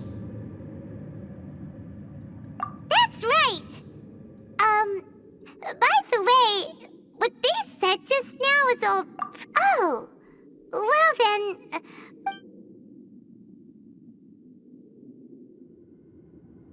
First off, that Abyss Herald it seems like your brother is leading the Abyss Order. Even the Abyss Herald answers to him. Still, we don't know for sure if he's the highest. Also, your brother said that he wants to engulf the thrones and go to war with destiny. What the heck does that mean? Could it be he wants to destroy this next thing? Turns out the Abyss Order monsters are really what the people of Conria turned into after their nation was... And Dane is from Conria too! He witnessed its destruction 500 years ago! So that's why your brother said that Dane, but... If the monsters of the Abyss are the same people that Dane... Also, how come after all this time we've spent searching for your brother... Yeah, you're right. Then, we can't let ourselves get down about it now. Our journey's not over yet. Let's get a move on. Time to leave this terrible dark place and get back to the surface where If your brother wants you to reach the end of your journey... Come on, traveler. Let's go.